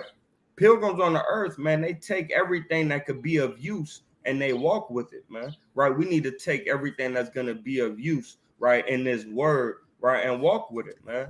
Faith, obedience, trust, right? Brotherhood, sisterhood, right? Family, taking care of the orphan, right? The fatherless, right? Making sure to be of service. Because in these last days, man, we're going to need all the treasures stacked in heaven, right, that we could possibly stack, man. Because, right, maybe maybe some of our debt might come out of the treasure that we stack in heaven, man. They got things that we're gonna need to be paid for, man, through our works, man. Right? When you get wages, man, you don't get all of them at once, man. You got a week, right, that goes into the air just for if you get let go or you quit, right? You still got that payment, right? Same thing with the Most High, man. We got some stuff just waiting up there for us, right? That way, in these trying times, man, when we're pilgrims, he's gonna send that raven. He's gonna send that dove, man. He's gonna send, that deer, to feed a family for 2 months, man. Right? And that's all gonna come with what we stacking up right now, man. Right? These last days about to get trying, man. It's gonna be a triumph with nations going against other nations, man. That's right. Right? And we can't be against one another no more, because the scripture tells us what? A house divided against itself, it cannot stand, man. Mm-hmm. So everybody need to be in order, man. No more Mexicans, man. That was a video we just posted weeks back. Mexicans came up to the camp, man, ready to fight, little young teenagers, man.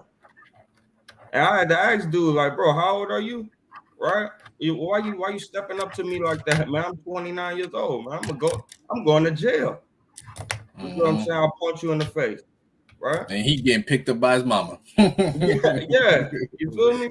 So it's like, and it's like, this is what we got to deal with. But in these last days, man, we need to break down those barriers, man, and come back together. Even though Esau did a number on us, 12 tribes rise, man. Right? Mm-hmm. God, that's right. And just to touch on that pilgrim thing, man, right? You got to be like pilgrims, like he was saying, man. We all got to work together during that time. We all going, like you said, it's gonna be a pack, man. You gotta run as a pack, right? And we all gotta, hey, I caught a deer, but this ain't just for me and my household. This for everybody, man. Everybody gotta eat. Mm-hmm. Hey, I found some water, man. Everybody, all right, let me split it up so everybody get a little sip. Everybody got enough to get through the day. You know what I'm saying? You got to be prepared to let go of the things you value right now in your life. Let go of your electronics, man. Let go of your nice clothes, the things that you're not gonna be able to take with you when it comes to the last minute. You're gonna be in the wilderness and you can only carry so much with you, man. Right? And you got to be prepared to let go of these things. A pilgrim, they don't settle, man. They're not settlers, right? A pilgrim is always on the move. Right, hey, that's how we gonna be always on the move, man. We not about to. Oh, you know what? This is the spot right here. We gonna set up. We gonna start building houses here. Start planting some crops. Hey, this is where we gonna be at. No, man, you gonna be pilgrims. You always on the move. You always finding on to something new, on to the next. God, that's right, and that's the thing we got to understand, man. This is why we can't look for longevity here in America. Just stop worrying about I'm going to be this in 20 years, 30 years. I want to reach this. By the time I'm 40 years into this career, I should be well on. All that's going to be destroyed, man. Right? All of that is vanity, man. It has no meaning to it. Right? The true meaning is to reach the kingdom that's going to have an everlasting reign, man. Right? Mm-hmm. And another thing, we have to stop being content and really be prepared spiritually and mentally and physically to come to a situation like we was doing it in the Feast of Tabernacles, right? The Feast of Tabernacles, man, we was out there chopping wood down, right? Let me pull this up real quick, right? This is what we was doing at the Feast of Tabernacles. And this is why it's a beautiful thing to keep the Feast of Tabernacles, because it constantly gives us a memoir, right? A memorial of the times when we came out of Egypt. Just like today, right? In this season, we're remembering the times for a memorial when we came out of Egypt by keeping the Passover, right? Let me play this. Mm-hmm.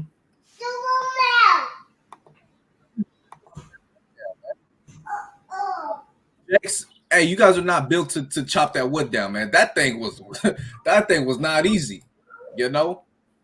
Nah, man. Asa had a crappy damn axe, man.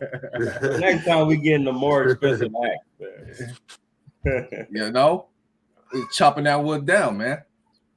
So, and the beautiful thing about that K.O.Y survival, right? K.O.Y, it stands for Kingdom of Yasharala, right?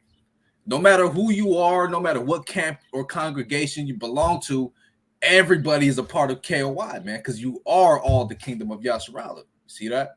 So we have to have this type of understanding of the times to come, right? And I want to pull a video out real quick, right? Get to some of this meat, right?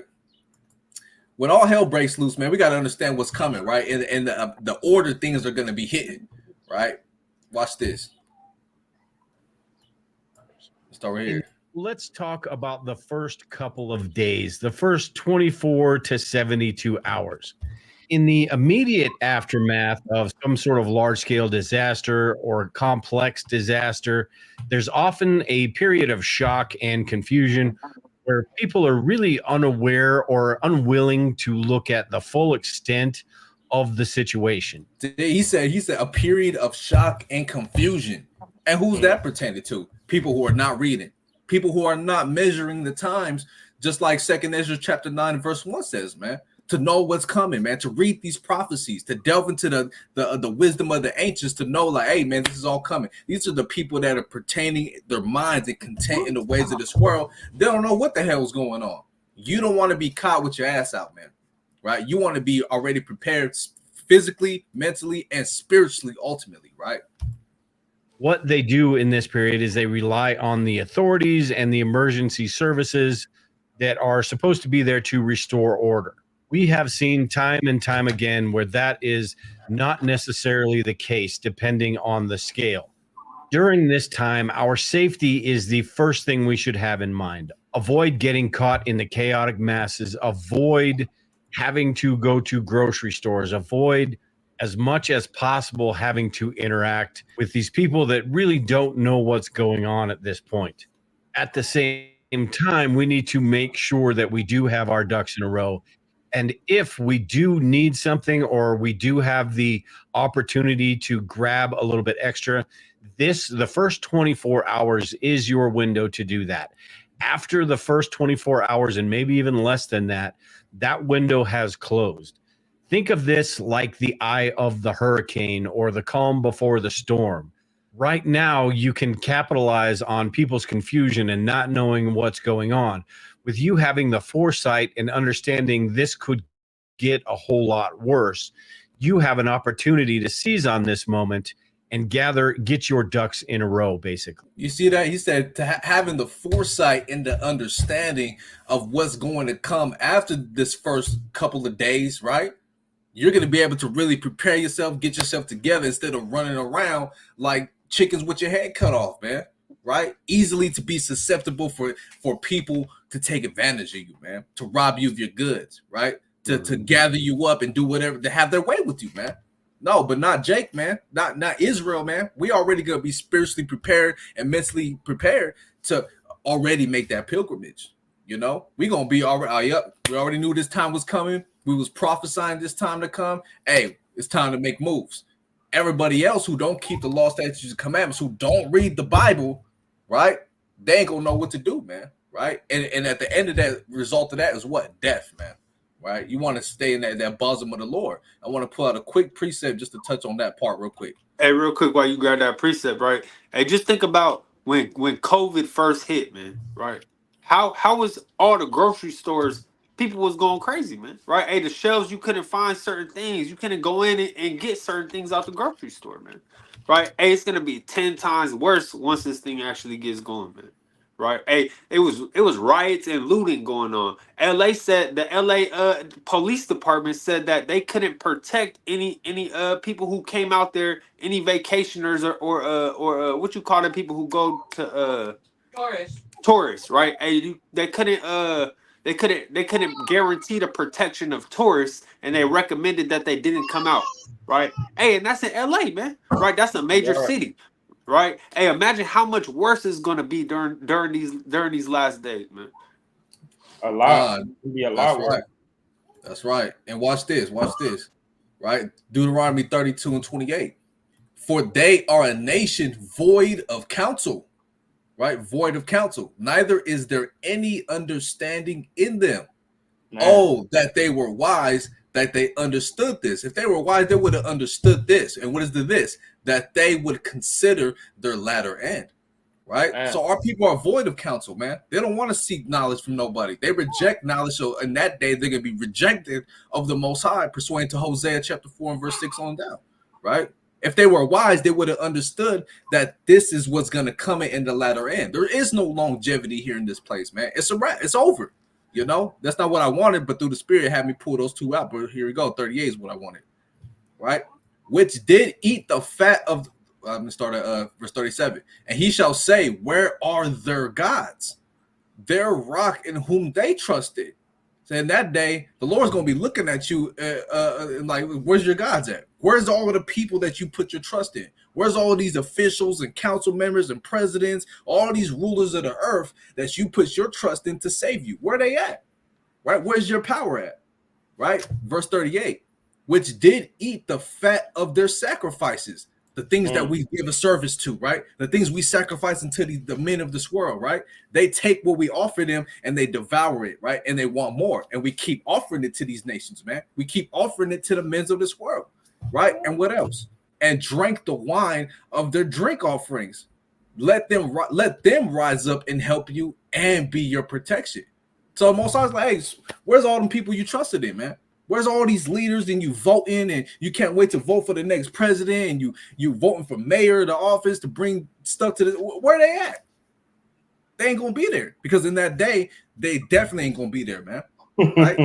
Yeah, Biden, they're gonna be in a bunker somewhere. That's what I was gonna say. They're gonna be in a bunker somewhere. You know, they're gonna be hiding. I don't know about them people out there, but hey, I'm hiding, man. I'm 1,000 feet underground, man. I don't know about y'all, but hey, I gotta save myself. Me and my family, right? Yeah. You know, so we can't be like that. Verse 39. See now, like now do you see in that time to come? Now you can be like, the Most High is gonna be like, now did you see that I am He, and there is no God with me? Meaning there's no other power that can deliver you out of this thing, man. The men of the earth can't measure up to my power. I kill, I make alive, I wound and I heal. Neither is there any that can deliver out of my hand. For I lift up my hand to heaven and say, I live forever.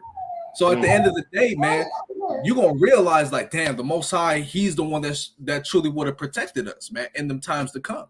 Right? I got one more. I want to play that video a little bit more, and then if you find a point on that video, one of you brothers got the floor.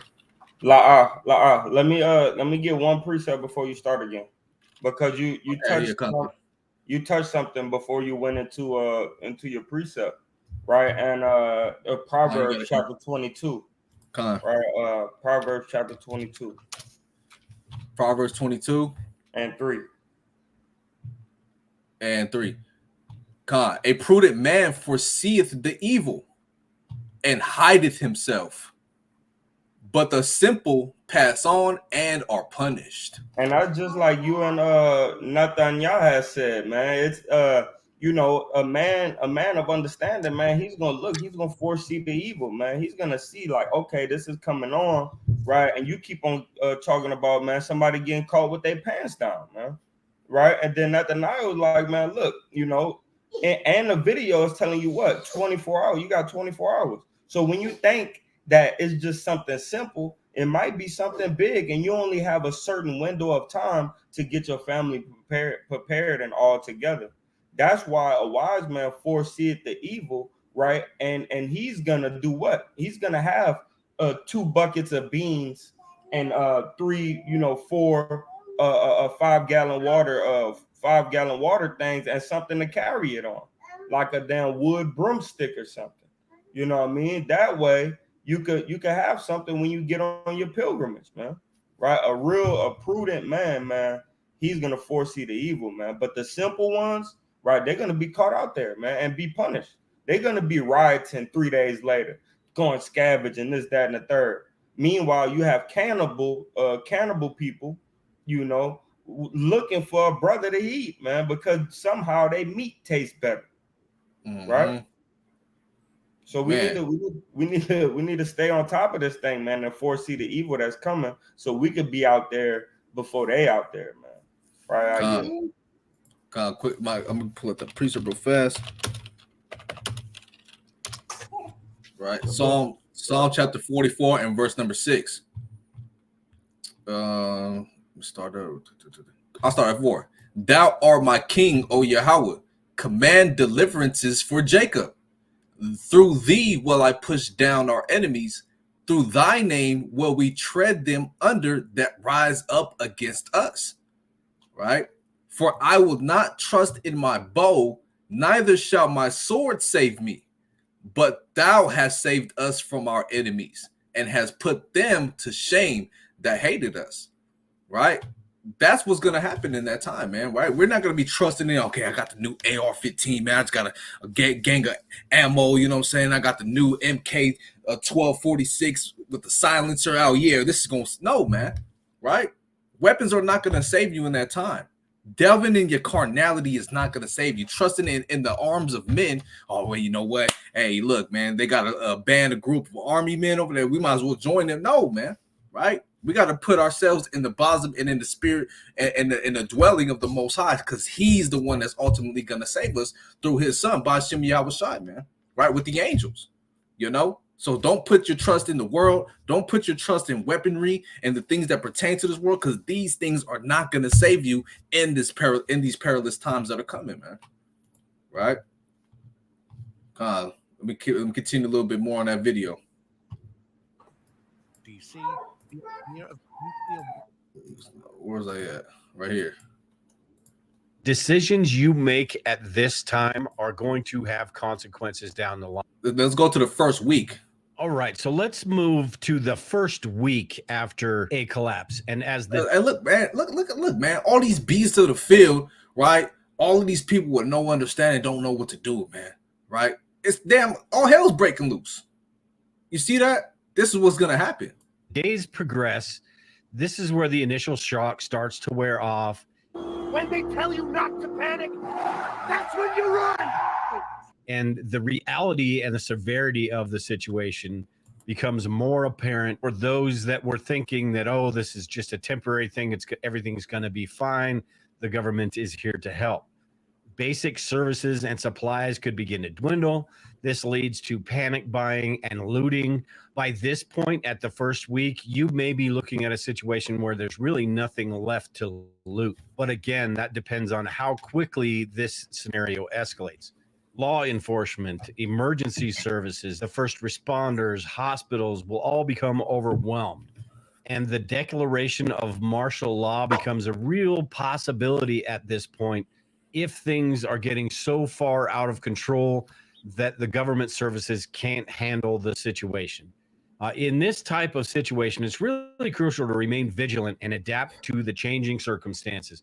This very well could be the most dangerous time because of the uncertainties and because of the unknowns and the people, maybe not necessarily you and your family, but everyone else out there that will just have no idea how to handle a situation like this. And right? And what he said right here was key, right? You got to remain vigilant, you know, and adapt to the situation, right?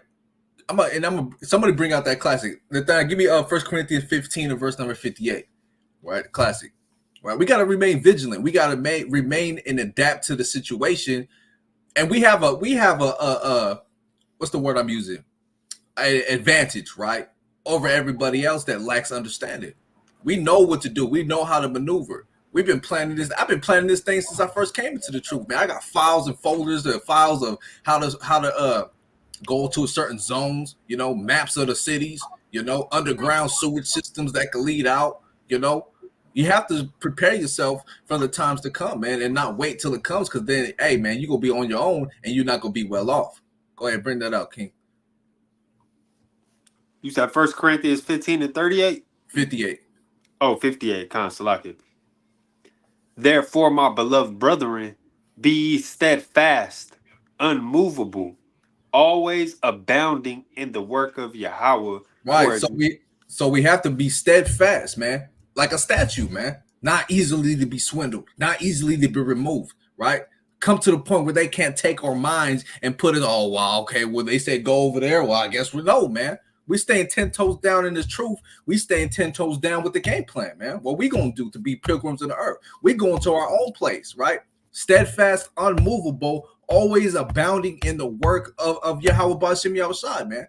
And when that shit hits the fan, like you see in this video, right? We still going to abound in the work of the Lord, man. Even to that day. all the way until we get to the kingdom, right? It never ceases. Oh, you know what? Hey, yeah, all hell breaks loose. I was in this truth until all hell broke loose. Now I guess I'm just gonna no, man. Right?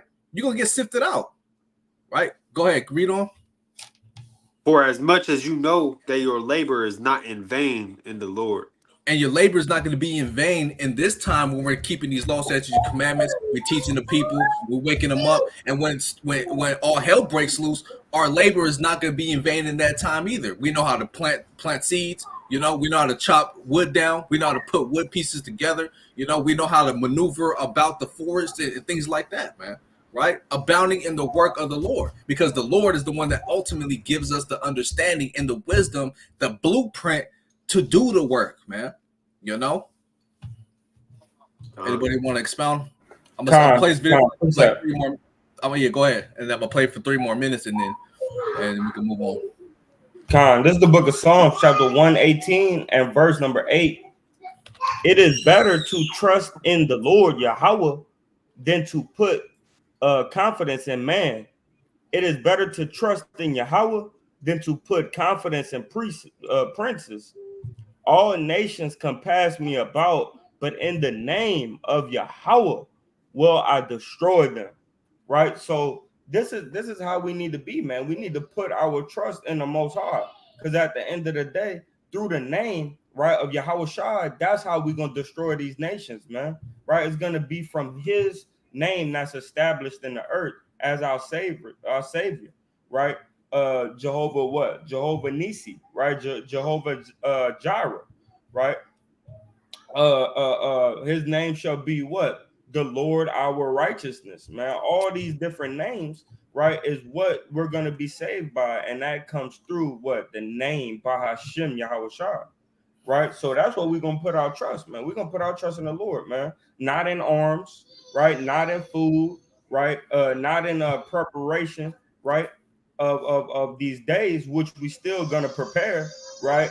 But it ultimately is all gonna fall back on what? The trust of Yahweh, man. By Hashem Yahweh Shai. Khan, that's right. That's right. Ultimately, go ahead, King. Hey, I'm about to hop off the Aki. I'm about to get ready for camp. Eat real quick and take a shower. Khan. Salawam, King. Call out Yahweh Bashim Yahweh Shai, Brakatah, King. Shalom, call out Yahweh Bashim Yahweh Shai, Brakatah. Khan, call out Yahweh Bashim Yahweh Shai, Brakatah. Right. So let me tap in a little bit of this, a little bit more before we close out soon.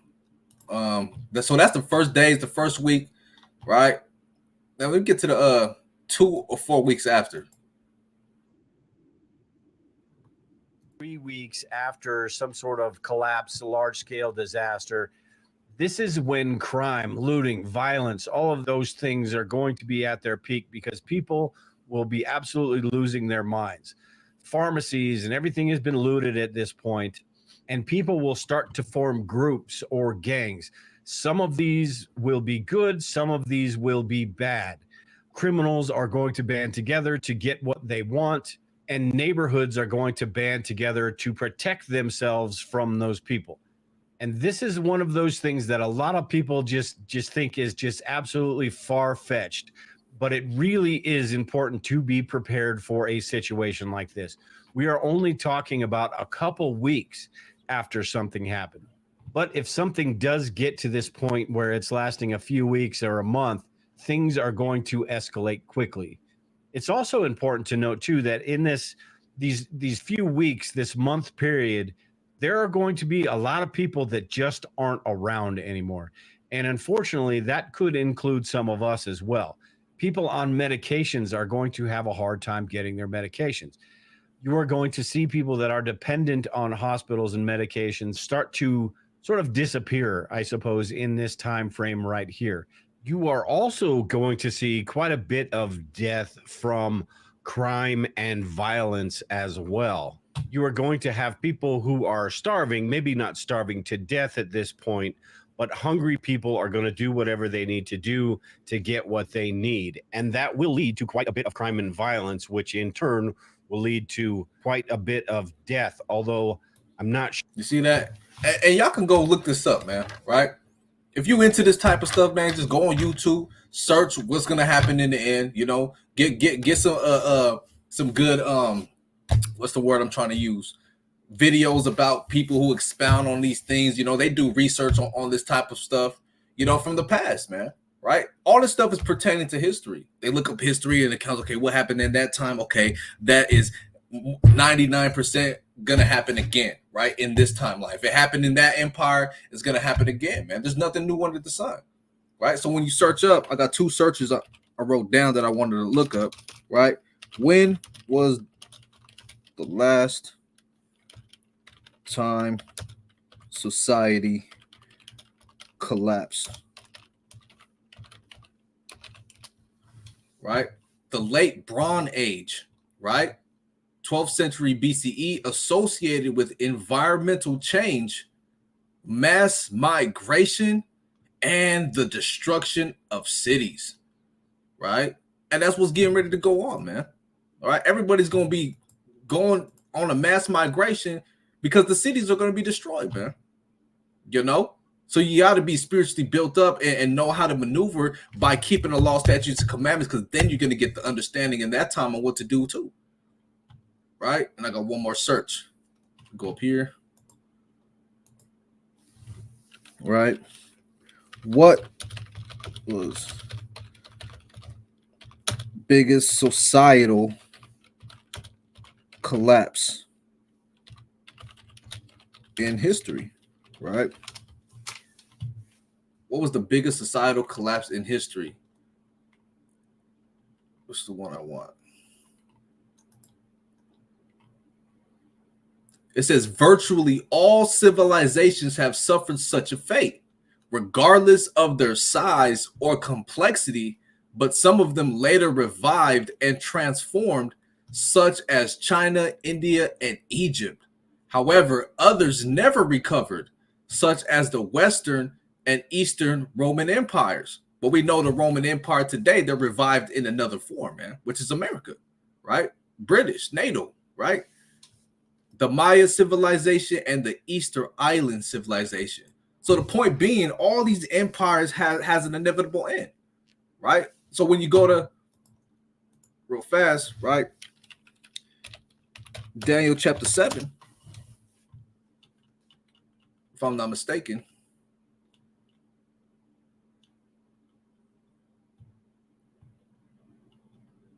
Yeah, Daniel chapter 7 and verse 18. It says, but the saints of the Most High shall take the kingdom and possess the kingdom forever, even forever and ever. Right? This is the only empire that's not going to cease. Right? This is not what I wanted. What I wanted was that kingdom shall last forever. If you got that in your mind, but if not, this works too. Right? The kingdom we get in the empire that we about to have is going to last forever. It's not going to come to no end of civilization for us, man. Right? So stop building towards the ways of men and their empires and their cities, because this place is finished, man. Right? But the kingdom, guess what? It's never going to be finished. Right? You got it, King. Con. So I want to go back to Second Ezra, and then we can end out, you know, in a little second. Right? I want to go back to Second Ezra, man, because they got some stuff that's gonna happen, man. Right? Go to Second Ezra chapter 13.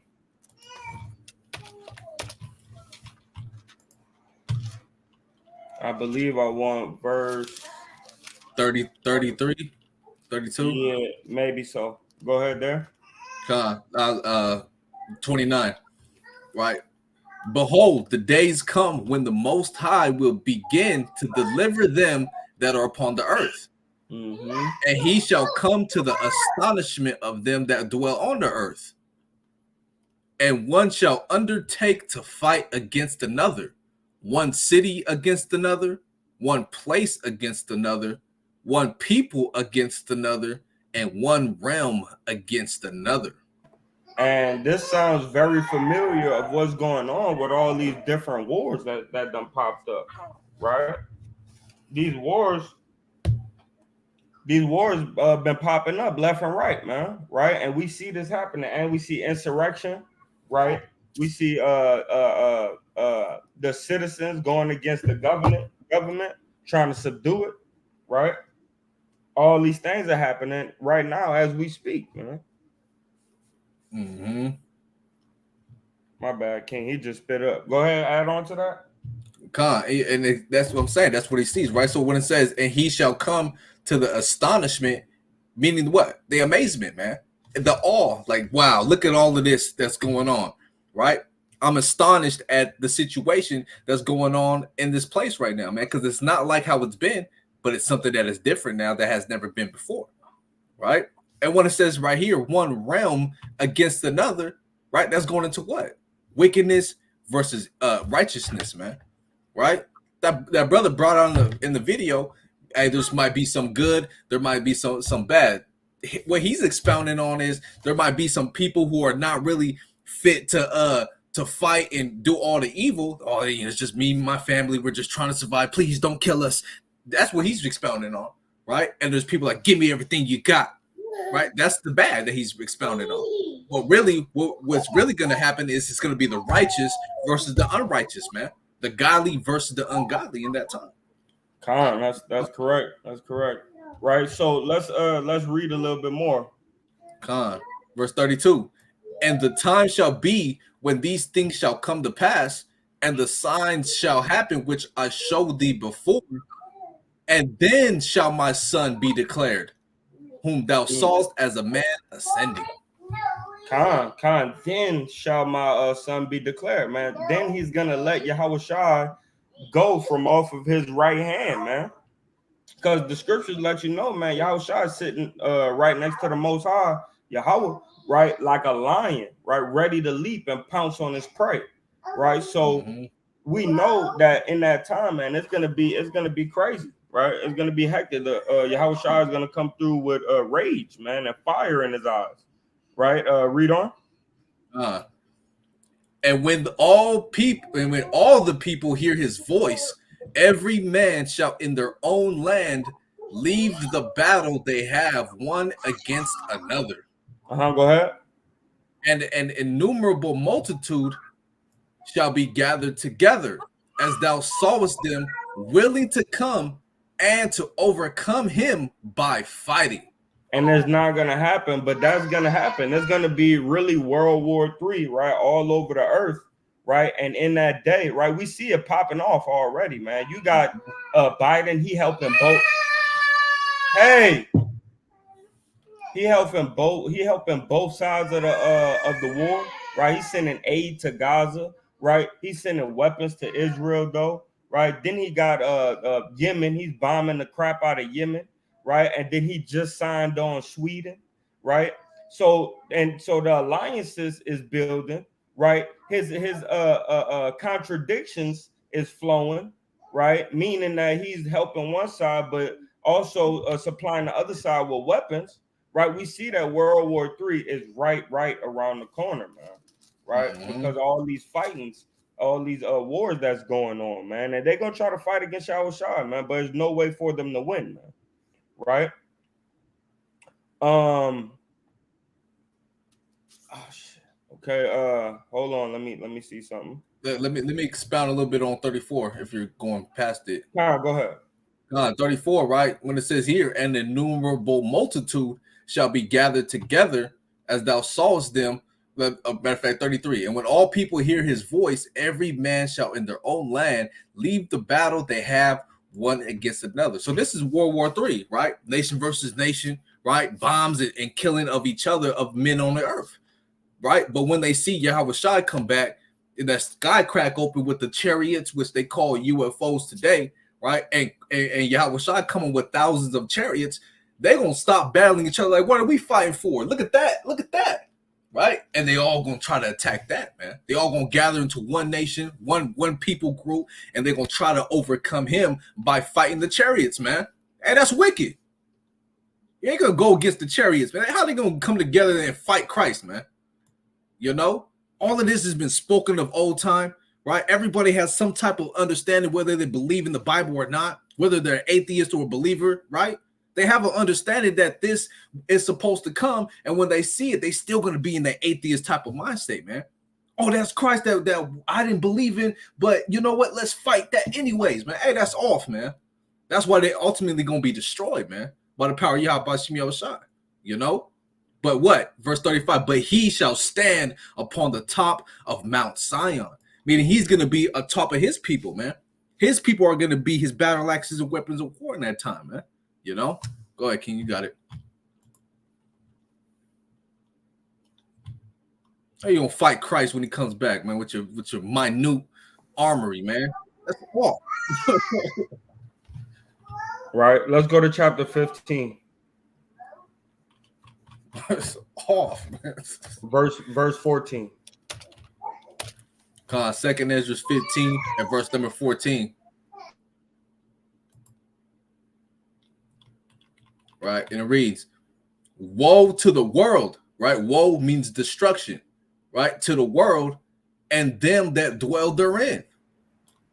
For the sword and their destruction draweth nigh. Mm-hmm. And so one people, go ahead. And one people shall stand up and fight against another, and swords in their hands. Mm-hmm. So these swords are on a high level, man. This is nuclear warfare, man. Also hand-to-hand combat, right? These times are coming where we're gonna have to actually put in the work, man, to stay alive, man. Right? With the faith, man. That's why David said what? He said, blessed be the Lord, right? That teaches my hands to fight and my fingers to war, or vice versa. Mm-hmm. Right? Because at the end of the day, the commandments is what's going to save us, but we still going to have to use our power that the Most High and gave to us, right? But go ahead. God. Verse 16, for there shall be sedition among men, right? Let me get that word real quick. Sedition, definition, right? Sedition means conduct or speech, inciting people to rebel against the authority of a state or monarch, right? That's sedition. So there shall be sedition, right? Or rebellion among men, and invading one another. They shall not regard their kings nor princes, and the course of their actions shall stand in their power. Right? So they're going to be a rebellion, man, right? They're going to invade one another. Oh, to hell with that. Hey, you know what? They're going to try to sneak into that military base to get all the rations for themselves. I don't care if they the president. I don't care if he a prince and counts. I don't give a damn. We going in there, man. Who's with me? And all these men of the earth, man, dwelling in their carnality, man. Mm-hmm. Right? Go ahead, King. No, read on. Right? A man shall desire to go into a city and shall not be able. Martial law gonna happen and we ain't gonna be able to go into a city, man. That's what the video was just showing you, man. These prophecies have to happen, man. These last days prophecy, man. End time connotation, man. Right? Mm-hmm. So we're gonna have to go through this too as well. Go ahead.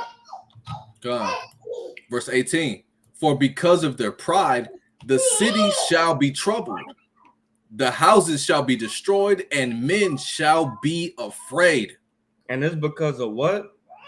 It's because of their pride, man. Thinking that they cannot be touched, man. That's exactly why the Most High is gonna jam up this place, man. It's written in many books, man, where it said, man, because of your pride, man, I have to destroy you. Because of the pride of Ephraim, this has to happen. We just read that earlier, right? Mm-hmm. Keep reading. Verse 19. A man shall have no pity upon his neighbor, but shall destroy their houses with the sword and spoil their goods because of the lack of bread and for great tribulation. So it's gonna be, we're gonna have to they're gonna have some people running in houses, man. That's why we're gonna be pilgrims, man. What we gonna sit stationary in the house for when somebody just gonna try to come in here, kill us, and take what we got anyway? Mm-hmm. Right now, take what you could carry, put forth a band, right, of 8 people, 10 people, 12, 20, whatever, and then y'all all mob, man. Right? Y'all all mob, man, and y'all invade houses, man. Right? Knock on the door, boom, boom, boom, boom, boom. Anybody in there? Boom, boom, boom, boom. Anybody in there? No? Okay, canned goods. Let's get them. We need them right quick. Next city we go. Mm-hmm. Right? It's gonna be hell on earth, man. Go ahead. God, and that's what happens when you take heed to wisdom of the men on the earth, man. The wisdom of men. Hey, you know what? Look, just remain in the house. You'll be safe. Look out the window. Oh, hey, it's bad out there, man. Stay here, stay put. And next thing you know, man, 3 days later, you're destroyed in that house, man. You robbed and you murdered, man. But if you listen to the wisdom of the Most High, what the Most High say to do, right? Be a pilgrim, man. Stay on the move. You know, set up men as captains, man. Look at the wisdom of the ancients, how we had captains to lead us, man. We're gonna do that in that day too, man. You know, you lead this group of 50, you lead that group of 30, and we're gonna migrate the same way. You know what I'm saying? We don't want to migrate all at once, but we're gonna meet at this destination. I trust in that captain. It's gonna be all in order, man. Right? By keeping the laws and the commandments of the Most High, which teaches us how to maneuver, man. Right? The wisdom of the Lord, man. You know, last one. Second Ezra 16 to 77 to 78.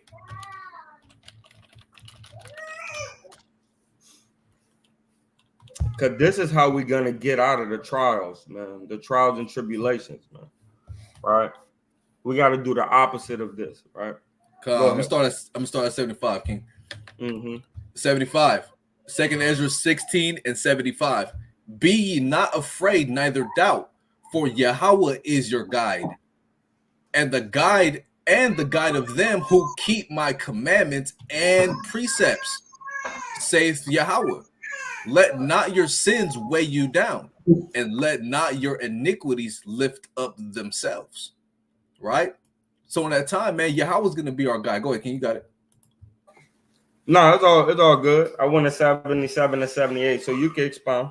Yeah. So Yahweh in that time is going to be our guide, man. Not the guide of men, not the guide of the world, man. You know, Yahweh's going to be our guide, but he's only going to be a guide to those who keep his commandments and precepts, man. You know, let not your sins weigh you down. You know, you don't want your sins and your transgressions, meaning lawlessness. You don't want to envelop yourself in the ways of the world, men going crazy because they're all enveloped in what? Lawlessness, man. Right? You don't want that to weigh you down in that time, you know? Hey, them guys is looting over there. Hey, let's go loot with them guys. Yeah. No, man. That's going to weigh you down. Right? And let not your iniquities lift up themselves. You don't want your sins and your transgressions to overweigh you and overcompass you, because if you do, man, you're going to be destroyed, man. You know? Verse 77. Woe be unto them that are bound with their sins and covered with their iniquities, like as a field is covered over with bushes. Go ahead. And the path thereof covered with thorns, that no man may travel through. Come on, man. So it says, whoa, destruction unto that person, man, that's covered with their sins, man. Right? And that you know, is moving in their iniquities, man. Because in that day, man, if you're not repentant, right, you have no salvation for you. It's gonna be like walking barefoot, right, through a field, man, with thorns and thistles, man. Right? You ain't gonna have no choice but to bleed, man. Right? And those pricks, man, they not easy, man, to you know, that pain don't go away too easy, man.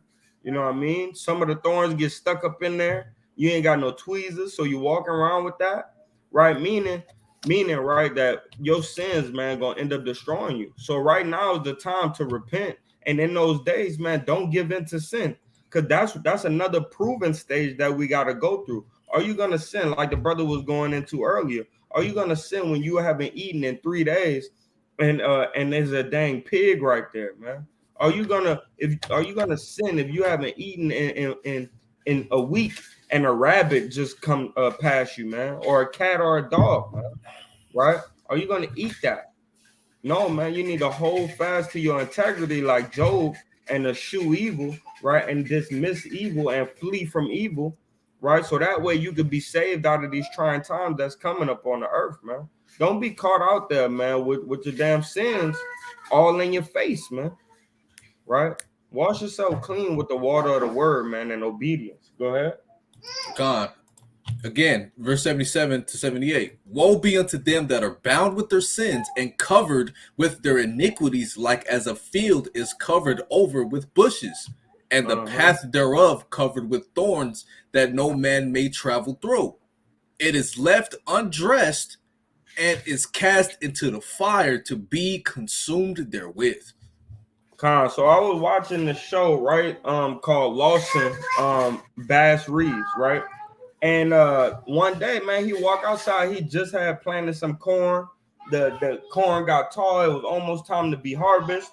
Right? They go out to harvest the corn, and the corn all burnt up, man. Right? That's gonna be brothers and sisters, man, that stay in their sins in these last days, man, like burnt up corn, man.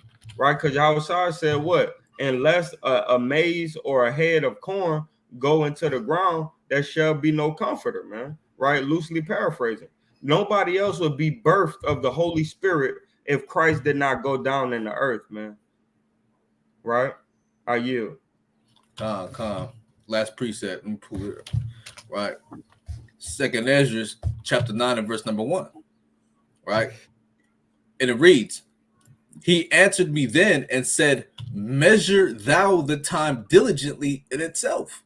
And when thou seest part of the signs past, which I have told thee before, then shalt thou understand that it is the very same time when the highest will begin to visit the world which he made.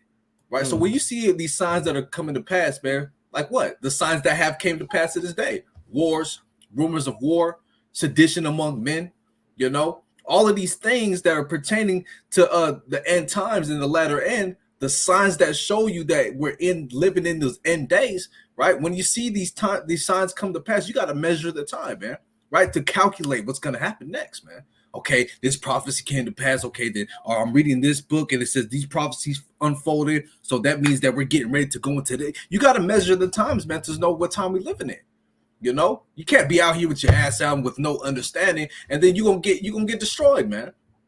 Right? So you got to measure these times that we're living in. And the times we're living in today is what? The dollar about to collapse, right? World War III is about to come to pass and be at a super all-time high, you know, looting. The grid falling down. We all seen it. The wireless systems went down. AT&T, Verizon, you name it. Then next thing you know, Facebook and Instagram get shut down. You know, all these rumors of cyber attacks is about to happen, and it's gonna collapse this place, man. Right? Verse 3. Therefore, when there shall be seen earthquakes and uproars of the people in the world, and the uproars we see now, what, man? Protests of Palestine, man. Protests of Israel.